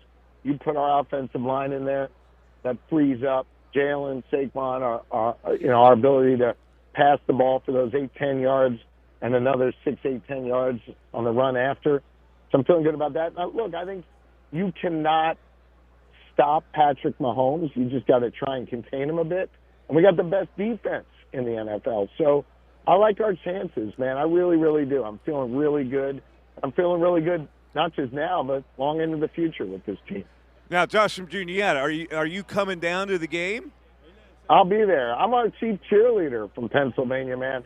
And it's going to be great to be with so many different Birds fans and also, you know, getting the chance to talk to folks around the country and bring some economic development to Pennsylvania. You know, last time I was at the Super Bowl, I was such a pain in the ass to Roger Goodell, the commissioner of the NFL, in trying to get the NFL draft to come to Pittsburgh, and we were successful. And that's going to now bring hundreds of millions of dollars in economic development to Western PA and, you know, the entire Commonwealth. So these are important opportunities to bring business to the Commonwealth and to, of course, be there with Birds fans to celebrate. Oh, so will you be in the suite with Goodell in this one, or any other important people you'll be hanging with in this game? We'll be there watching the game. I'll be with some Birds fans and making sure I do everything I can to cheer them on. I think I'm going to be wearing the same clothes I've been wearing the last several weeks because it's working. So we'll see. We'll see. Yeah. All right. So let's look at the game, because I know you love the X and O games. So in this situation, you got the number 1 defense against a quarterback who apparently it doesn't matter how good the defense is, because he'll throw it behind his back to somebody. So what do they have to do to limit this kid's effectiveness? It doesn't seem like anybody can do it, and he's got the right answer for everything. Yeah, I mean, look, you got to acknowledge, I hate to even admit this, Mahomes is really, really good. And, I mean, I think if we can't stop Patrick Mahomes or at least contain him, nobody can. I mean, that's how good our defense is. It's also how good Mahomes is. You've got to keep this guy in the pocket. I think you've got to bang him early. I'd be going heavy with the blitz early in the game, try and rattle him, and at the same time give our offensive line the ability to set the tone, to give Jalen that extra second he needs, and to get Saquon Barkley going and try and get up. You do not want to play from behind against the Chiefs. You want to be ahead, even if it's, you know, by a field goal. You just want to be playing ahead, and that's my hope. Hit Mahomes early, keep him contained in the pocket, don't let him get out and run, and put a couple points on the board early in the game. Governor, how do you feel about this discussion that has gone on about maybe the football stadium, Lincoln Financial Field, could put a retractable roof on it where you would attract a Super Bowl to be played here, other great sporting events that you could put on, which would also be a boon to the state and the city of Philadelphia.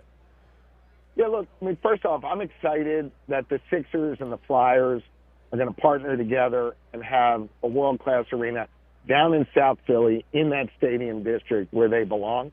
By the way, also excited we're going to do some really great development on Market Street.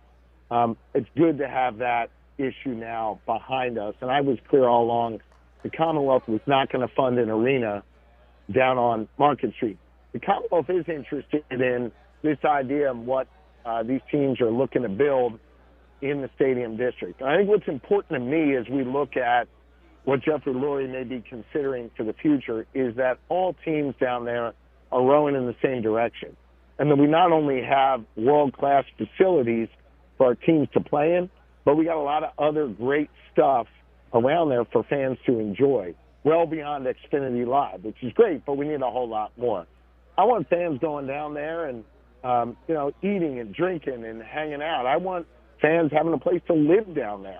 I really think we can do something extraordinary down in South Philly. And then when you add to that the Bellwether District and that development there, so much commercial activity potential there.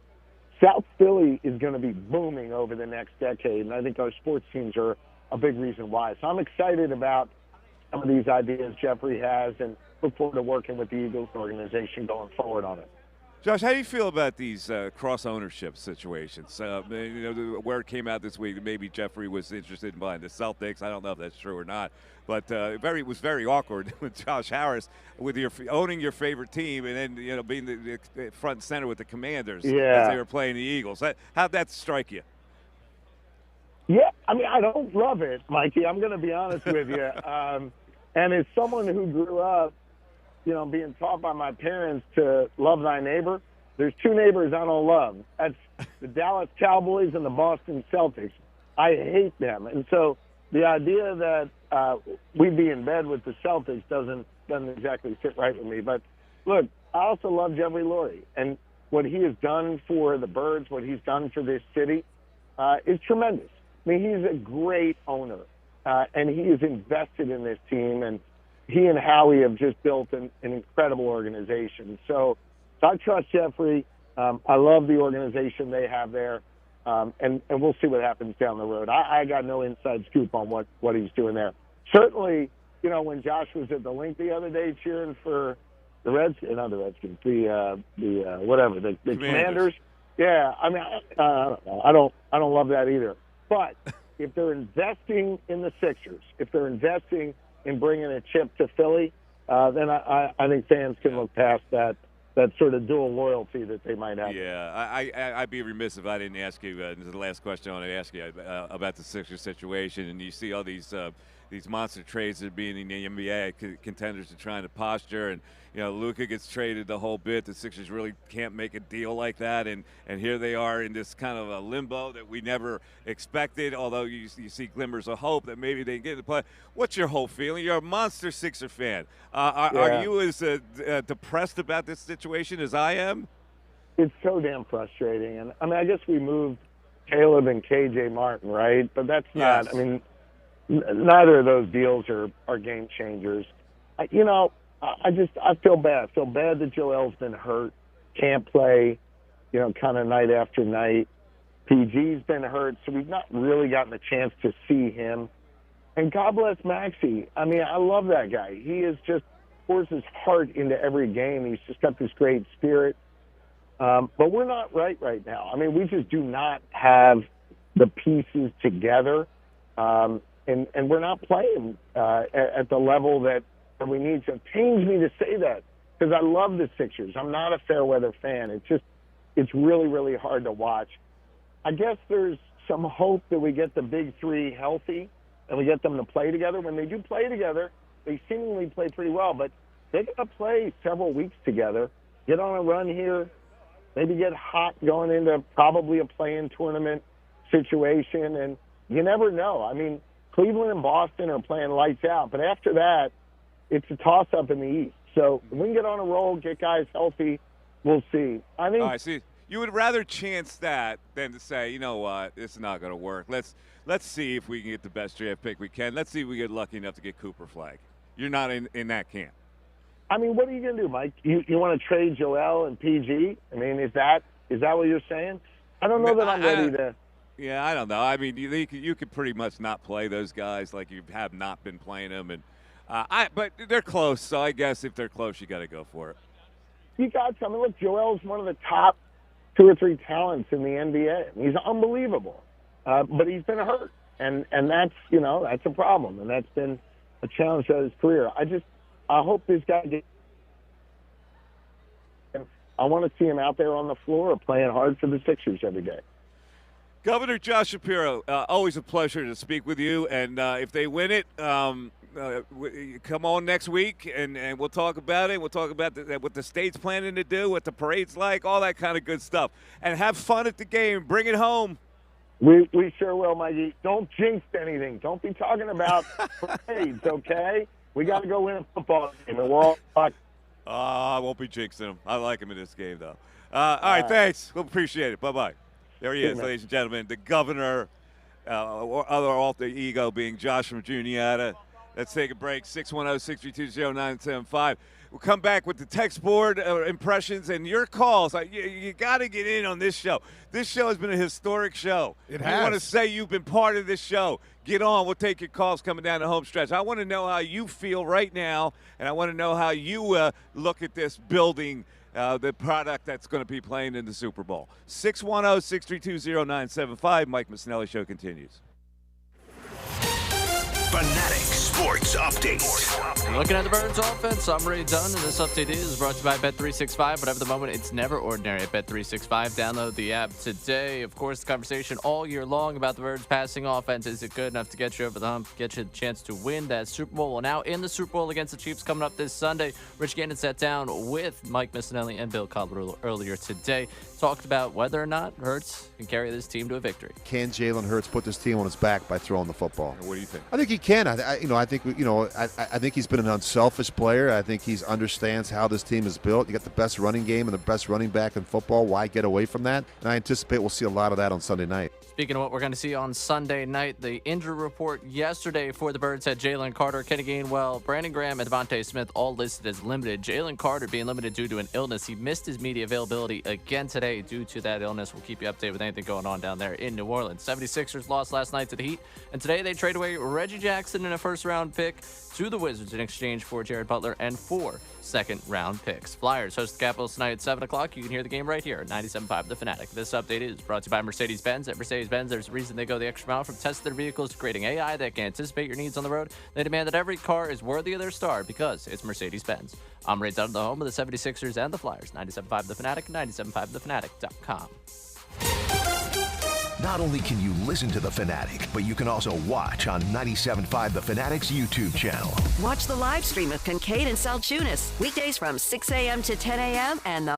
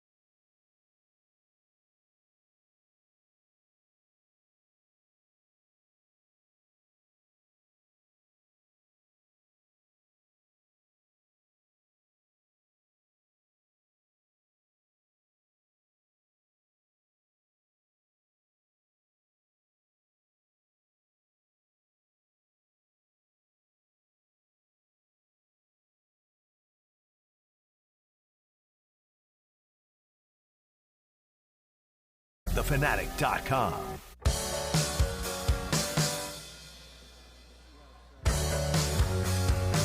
Sometimes you gotta bleed to know.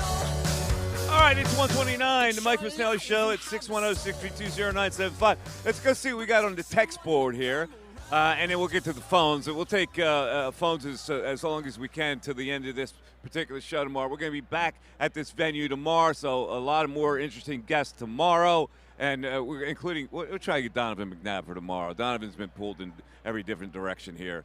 And we've had planned to get him on, but we'll work on that tomorrow. And you really can't even plan it. I mean, we didn't know we were going to get all these people today. So, and another big thing, in front of me right now, we have a muffaletta. Yes. Taste of New Orleans dropped off a little sample of some of the special things they eat down here. One is the king cake, and of course we've been talking about the muffaletta for a really long time, and I have a lot of experience with the muffaletta. I've been to New Orleans about 10 times. I always get a muffaletta at Central Grocery, which is the most famous place you can get a muffaletta. And basically it's an Italian hoagie, but it comes in kind of a round roll, sesame roll, and it's got all the good Italian meats, and it's got an olive tapenade for its finishing touch. The olive tapenade it looks good. The cheese looks good. I'm just not a ham guy, but I'm gonna bite into it for us since we're in New Orleans. It looks like a mortadella in there, and it looks like a mortadella, maybe cabagol. All right, let's see what you like. Go ahead. Bill taking a bite of the muffaletta. A little olive oil. You get a little olive oil in there. A little olive oil. I gotta say, Uh-huh. It is pretty tasty. Yeah, see? Wait, what is that? The olive thing. Oh, it just fell apart.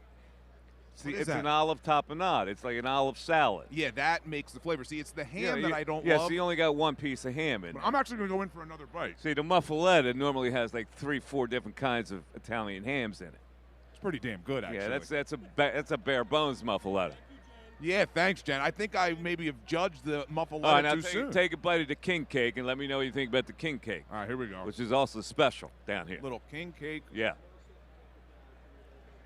All right, here we go. We're going in for the king cake. Oh, caloric.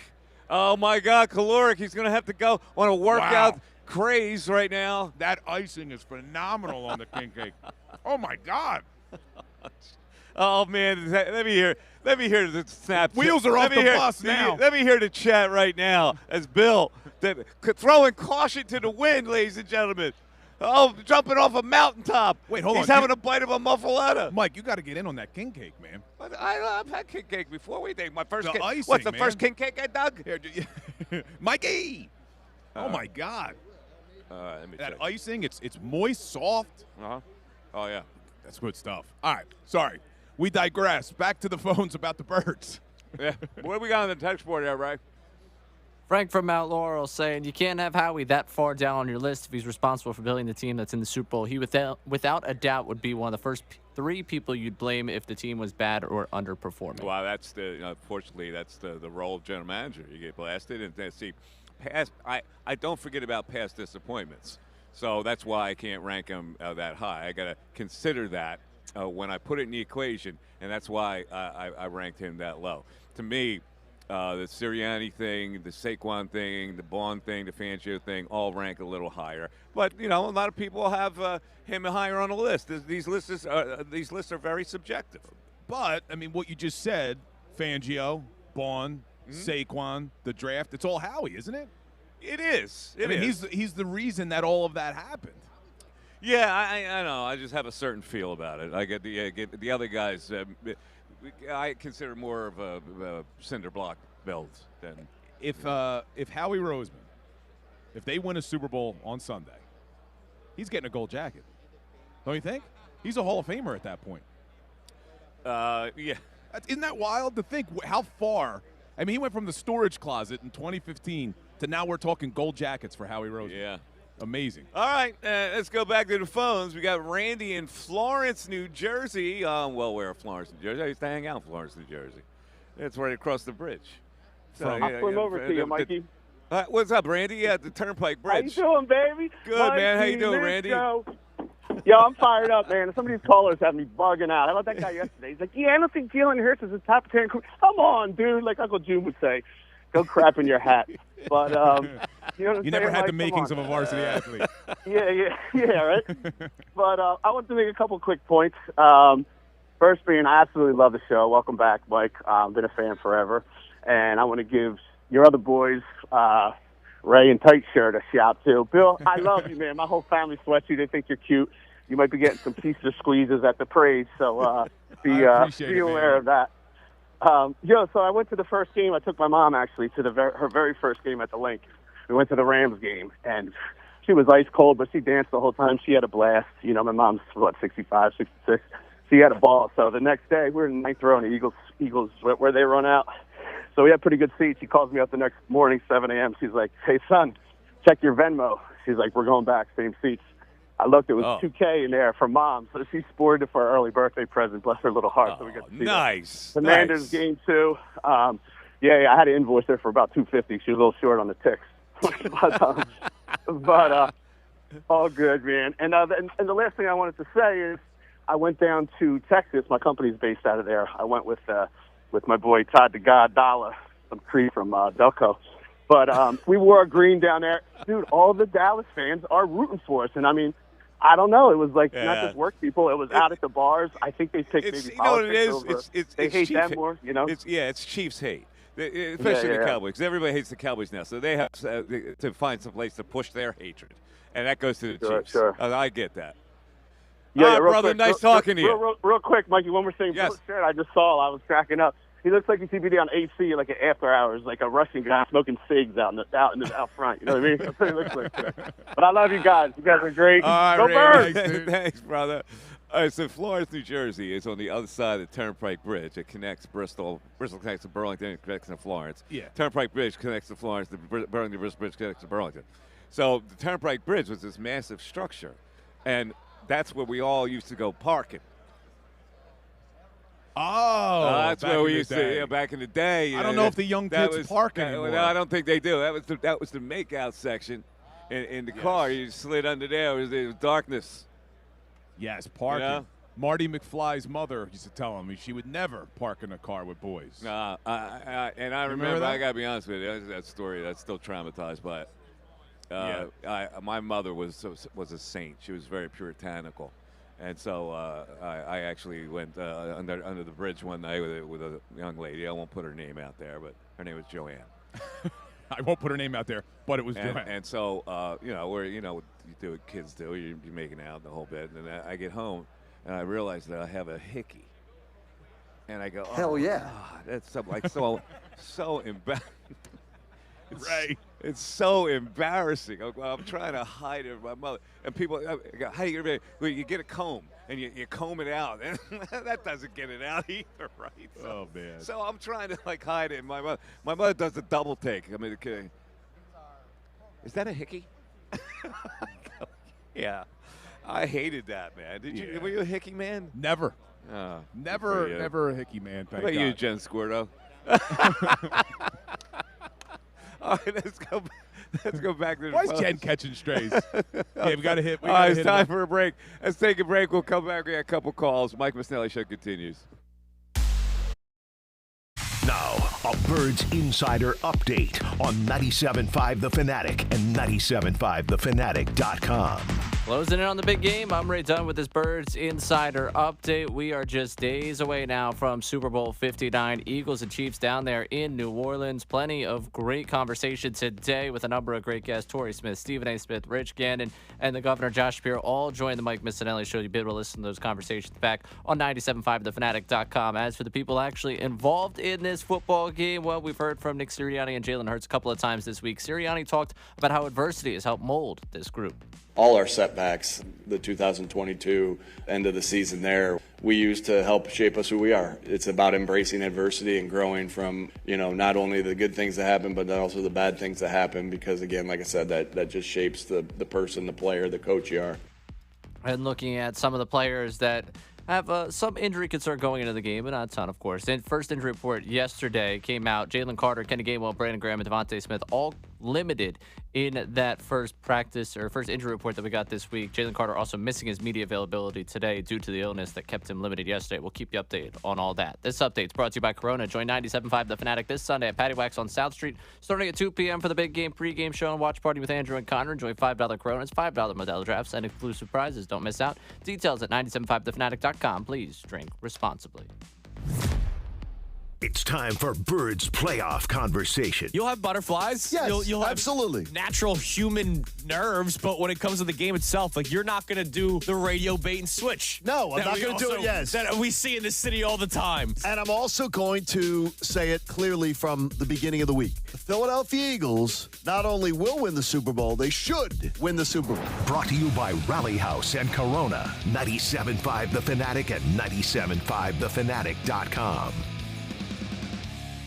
Texting privacy policy and terms and conditions posted at textplan.us. Texting enrolls for recurring automated text marketing messages. Message and data rates may apply. Reply stop to opt out. Consult a doctor prior to use. You look amazing. What have you been doing? You've heard of Ozempic, Wegovy, and the other GLP-1 medications, right? Well, I found this great company called Zelfie. If you qualify, their providers can prescribe medications like Ozempic and Wegovy and other GLP-1 medications that are 80 to 90% less expensive, all 100% online. I can get GLP-1 medications for 80 to 90% less and do it all online? No doctor's office or pharmacy? Yes, Zelfie can help provide you with semaglutide or tirzepatide, the active ingredients in Ozempic and other expensive GLP-1s, but for 80 to 90% less. How do I get started with Zelfie? Just send them a text. Text MAJOR to 200-300 to get started today with Zelfie to see if you're eligible. Get the same active ingredients in Wegovy or Ozempic, but for 80 to 90% less and 100% online. Don't wait. Text MAJOR to 200-300 right now for a link to your exclusive offer. Text MAJOR to 200-300. MAJOR to 200-300. Wesley Financial Group is not a law firm. If you own a timeshare, don't miss this public service announcement from Chuck McDowell, founder of Wesley Financial Group. If you receive an unsolicited phone call or mail piece to discuss selling, renting, or especially canceling your timeshare, don't fall for it. If you really want out of your timeshare, hang the phone up immediately or throw that mail piece in the trash and contact your timeshare resort or Wesley Financial Group for assistance with your timeshare. As the only Inc. 500 timeshare cancellation company, our knowledge, experience, and results has made Wesley a trusted resource for over 40,000 families we've helped get out of their timeshare. Give us a call, and I'll send you our timeshare exit information kit free with the straight facts about your timeshare and all of your options for cancellation. Call for your free info kit. 800-301-4422. 800-301-4422. 800-301-4422. This is a story of the one. As a maintenance specialist for university housing, he knows college students can major in wear and tear. Plus, housing so many students doesn't leave a lot of room to house all the supplies he needs. That's where Grainger comes in. With over 1 million industrial-grade products and fast, dependable delivery, Grainger carries the quality products he needs so he doesn't have to. From a new door hinge to a whole new faucet. Call, click Grainger.com, or just stop by. Grainger, for the ones who get it done. Guys, do not be predictable this Valentine's Day. Roses and chocolates, you do that every year. So spark someone's new wellness ritual with a gift from Hand & Stone. This year you can save $30 on a 1-hour service gift card for a massage or facial, or get $60 off a massage and facial package. It's the perfect way to help someone recharge, relax, and most importantly, feel their best. So go online, visit one of the 60 spas in this area to purchase your gift cards today for the perfect Valentine's Day gift. Restrictions apply. See spa for details. Don't miss the Sports Investors Daily Radio Show, where host Chris Hodge breaks down all the top college and pro games from a gambling perspective. This Saturday morning at 8 a.m. on 97.5 The Fanatic. This is Philadelphia's station for breaking sports news. Powered by Lundy Law, your injury lawyers. Visit LundyLaw.com. That's LundyLaw.com. 97.5 The Fanatic and 97.5thefanatic.com. Mike Missanelli with Bill Colarulo and the young Ray Dunn. 97.5 The Fanatic and 97.5thefanatic.com.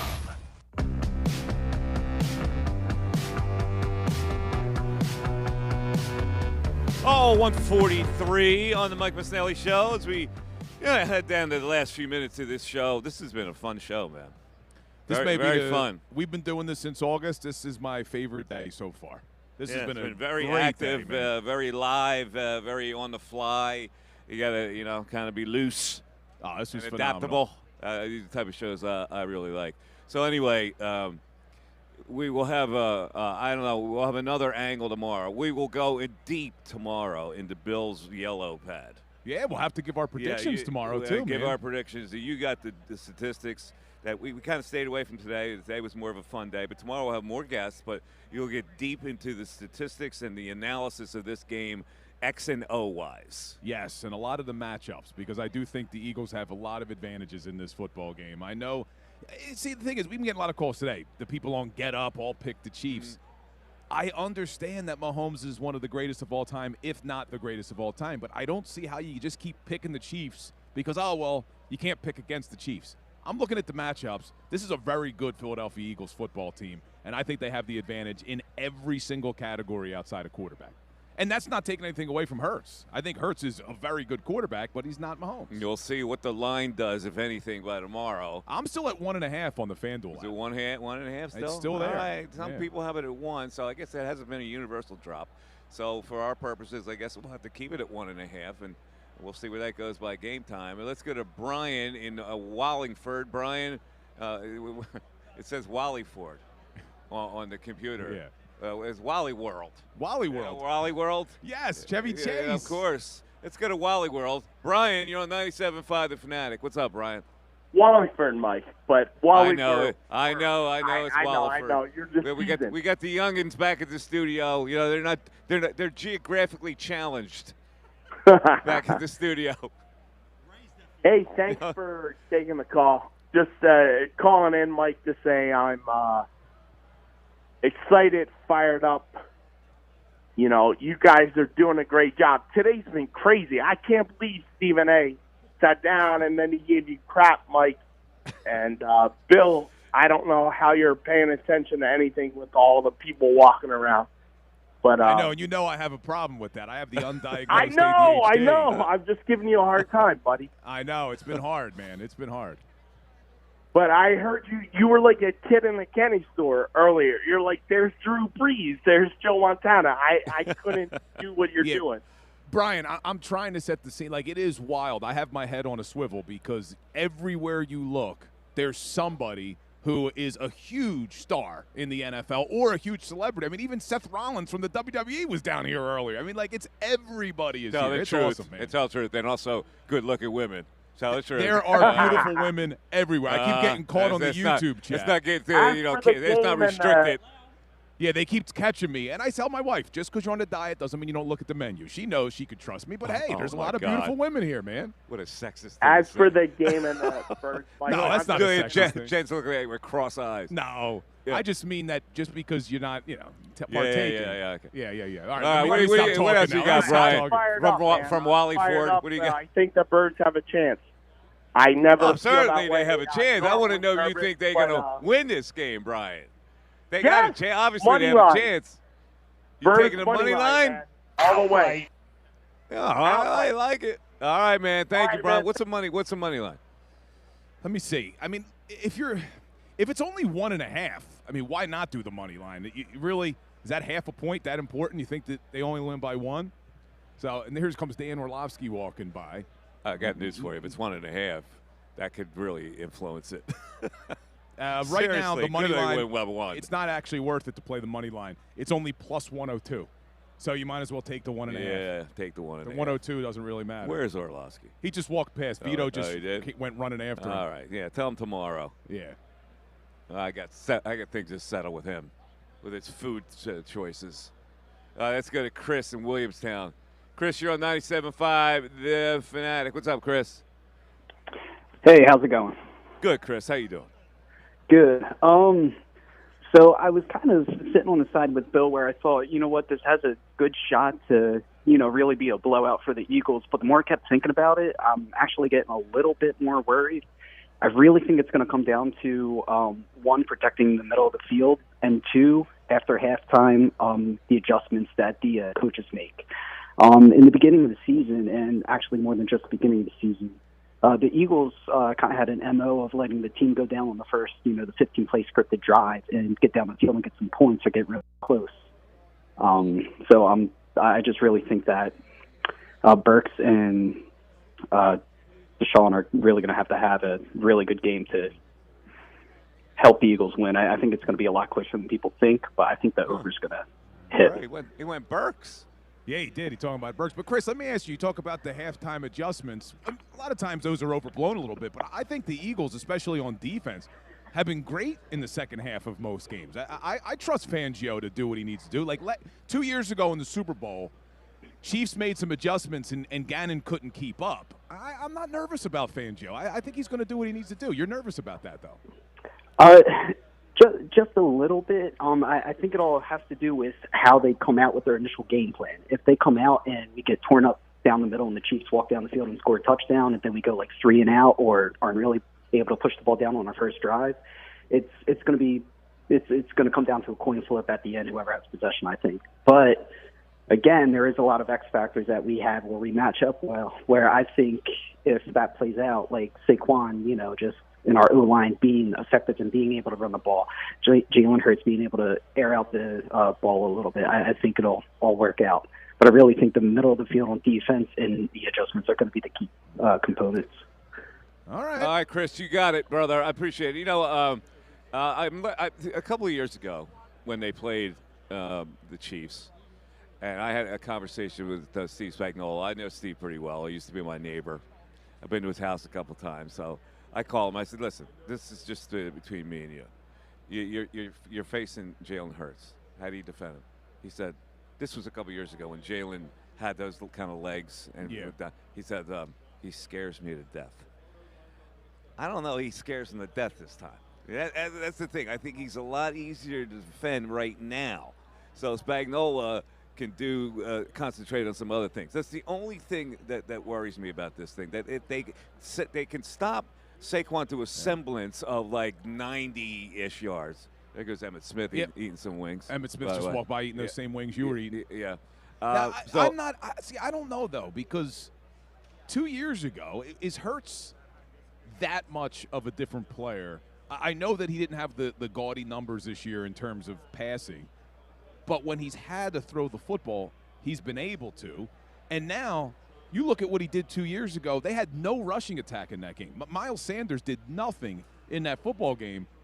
So now you've added Saquon Barkley to Jalen Hurts's. And he's going to have the advantage, I think, in this football game because Spagnuolo now, he's telling you Jalen Hurts scares him. He's got to worry about Saquon in this game, which is going to open things up in the passing game. I'm not – man, I'm just feeling so confident. It's making me nervous now. Am I too confident? Because I just think the Eagles are going to dominate. Listen, if you're confident, don't be nervous. You can't be nervous if you're confident. I'm just looking at it as – stick to your guns, man. Hold on to it. Because if you look at the game, and I know it's hard to not see the red logo or the arrow on the side of the helmet. If you just look at the game for what it is and you remove the names of the teams, the Eagles have the advantage. I'm surprised it's still 1.5. I really am. All right. In any event, this has been a really fun day. So thanks, everybody, for listening to the show. Hopefully you listened to it for a long time. Thank the people that were involved in the production. The great Jen Scordo was with us today. Yes. Vito, who's been running all over the place, trying to track people down. Fantastic work by Vito. The morning guys who were here earlier, thank those guys for their contributions to this whole day. And I'll tell everybody out there, obviously keep it here for the rest of the day on the radio, but you're also going to be following us on all of our socials because we've been doing a lot of Instagram live videos from Bourbon Street, a bunch of different things. Mike and I are going to be out in the town tonight. We'll be posting content, so follow us everywhere. All righty, Ray Dunn back at the studio. Another fine job by Ray. Thanks to everybody who came on the show, including the governor, including Stephen A. Smith. And we'll have some more exciting guests tomorrow. So, for Bill, I'm Mike. Have a great rest of the night, everybody. We will talk to you tomorrow from New Orleans. Fanatic Sports Update.